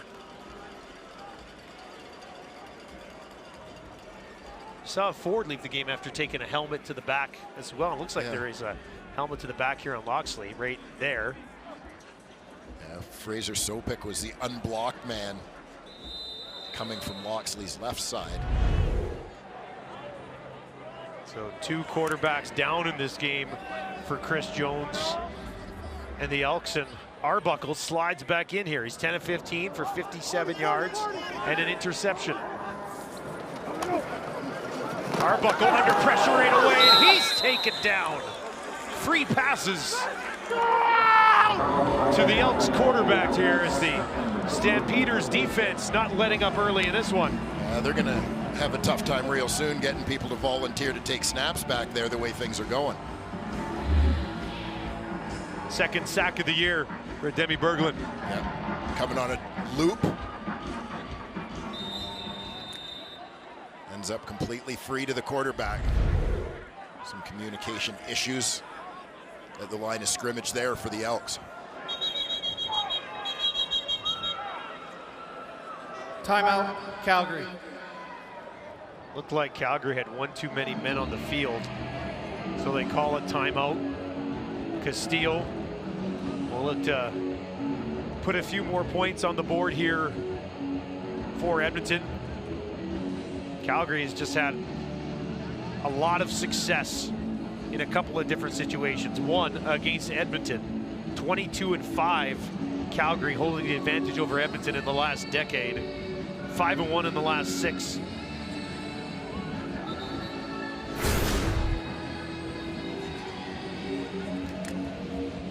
Calgary, a team, particularly under Dave Dickinson, that has historically had terrific starts to the season. You see his record, June and July, 21-4.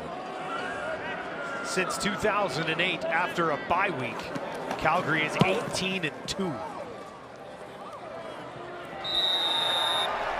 Castile puts it home to a roar from the crowd here in Commonwealth. Arbuckle looking for answers.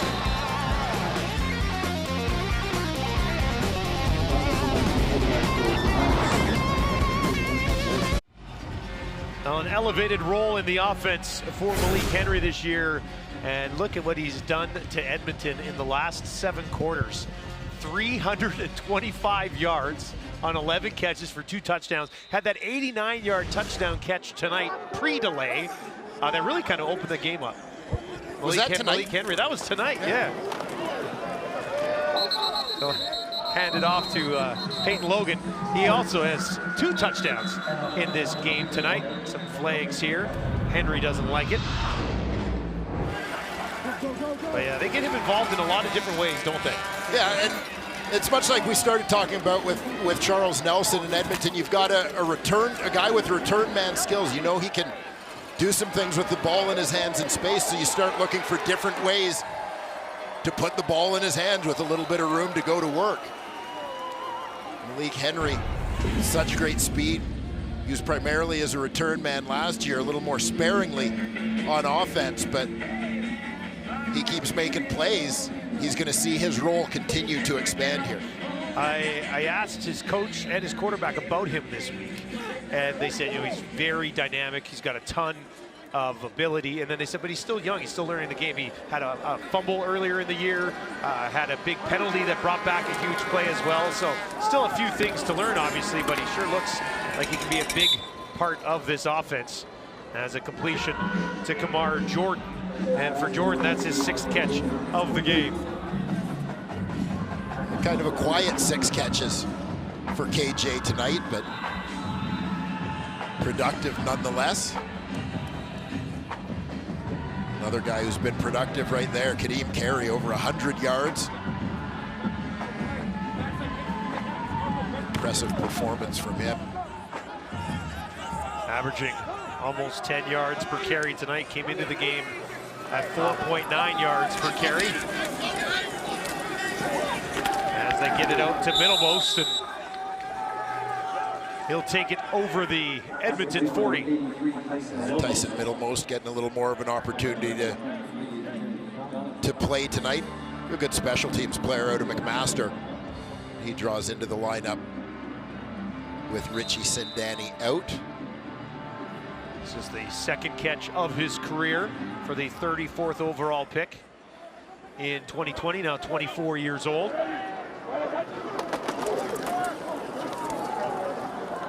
And on the 2nd and short, they'll push it ahead with Tommy Stevens. Now Now for Edmonton, they played Calgary this week coming off a bye. Next week, they go out to Montreal to take on the Alouettes coming off a bye and a coaching change as well. And I can assure you, these are the sorts of things that coaches and general managers look at as soon as the schedule comes out, is how many times are we getting teams off a bye, or how many times are we playing on a short week, getting teams off long weeks, kind of looking for all the advantages and disadvantages of the schedule so they can call league office and air their grievances. Back to Jordan again, ball pops out and it'll be knocked out of bounds by Edmonton, and they will take over. Got it over to Jordan. Had it, was trying to get away. Gainey and Konar came in and hammered him, popped it out, and eventually Costigan was able to at least knock it out of bounds. I look at the schedule when it comes out and goes, okay, now where are those matchups we can really hype? Calgary's going to go to 4-0 tonight. Their next two games, home and away with Winnipeg. Winnipeg playing BC on Saturday. Could have a situation if Winnipeg wins that. You got two undefeated teams going at it again next week.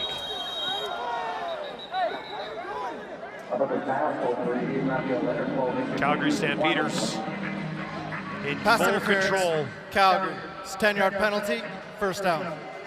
As they came up Highway 2 and sent a message to Edmonton. It was close last time they played. Not the case tonight here at Commonwealth.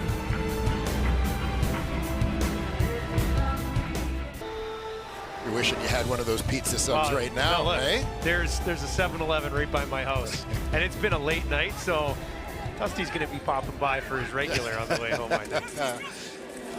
Here's Arbuckle over the middle. He's got a completion to Arsenault, who's had a decent quarter here. He'll take it on to Calgary's side of the field with just over 2.5 left to play. I'm sure the message from both bench bosses here is finish strong.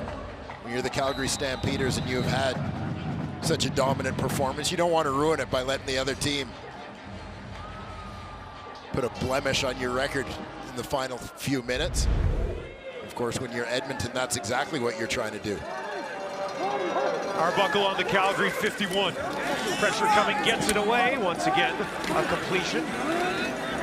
And it'll be close to a first down. It's been a long time since people here at Commonwealth have had an opportunity to cheer for a victory. This is the 10th straight home game they will have lost. And look at that bottom number there. 999 days since the last home win. Now, that's obviously stretched out there for those 10 games with a lost season and then a shortened season, but still winless last year here at Commonwealth, and not a great start at Commonwealth this year either. Arbuckle gets it away, and Arsenault does a good job. Like that one kind of bounced up off of Roberson in his direction, and he's able to hang on. If Arsenault in fantasy, you're loving this fourth quarter, right? He's getting some looks. Yeah, and I'm sure a few people did, given his 100-yard performance against Calgary 2 weeks ago. Has been one of the bright spots for the Elks this year. That one falls incomplete, and I frustrated Kenny Lawler. Probably know why. Lawler tonight, 4 targets, 2 catches, 7 yards. Not what you're hoping for if you're the highest paid receiver in the league. Arbuckle near side, and that will be intercepted just for good measure. Roberson down the sideline to the 30. He's going to cut it back, take it all the way across on the far side of the field, and now he's going to come back the other way eventually. After a leisurely stroll, takes it down to the Edmonton 15. Icing on the cake for this Calgary defense. Second interception of the game, 8th of the season for Nick Arbuckle. Well, and we've Seen this so many times before from Trey Roberson, the former college quarterback. Sees the game like a quarterback, anticipates what's coming, jumps in underneath that route. Nick Arbuckle, a quarterback with whom he'd be particularly familiar from their time together in red and white. Roberson takes advantage of that. I think the only thing that kept him from scoring was the legs gave out once that turned from about a 70 or 80 yard return into a 120 yard return with his circuitous path. Ended up being 66 yards on the return for Roberson. That's his first interception since returning to the CFL from his brief time with the Chicago Bears. Roberson demonstrating he can still get it done. Good break on the ball and then fully extending. I'm wondering if somewhere Taylor Cornelius has entered the chat moving forward here, because if Trey Ford is hurt, Loxley left the game injured. Arbuckle's thrown 8 interceptions on this season. They'll hand it off right up the middle, down inside the 5. I think I heard the panel starting Vernon Adams rumors. That's where rumors start, right? Panels. Logan almost took that one home, be his 3rd touchdown of the game. He had a 21-yard rushing touchdown and then went back off a missed field goal for a 122-yard return.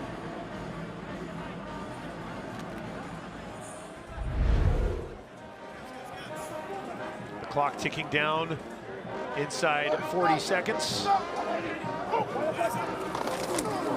Quarterback keeper and into the end zone. Once again is Calgary. Tommy Stevens finishing this off as everybody gets involved. I don't think that's what it was meant for. But that's the way the night has gone for the Calgary Stampeders. Yeah, the Stampeders have looked right at home all night here.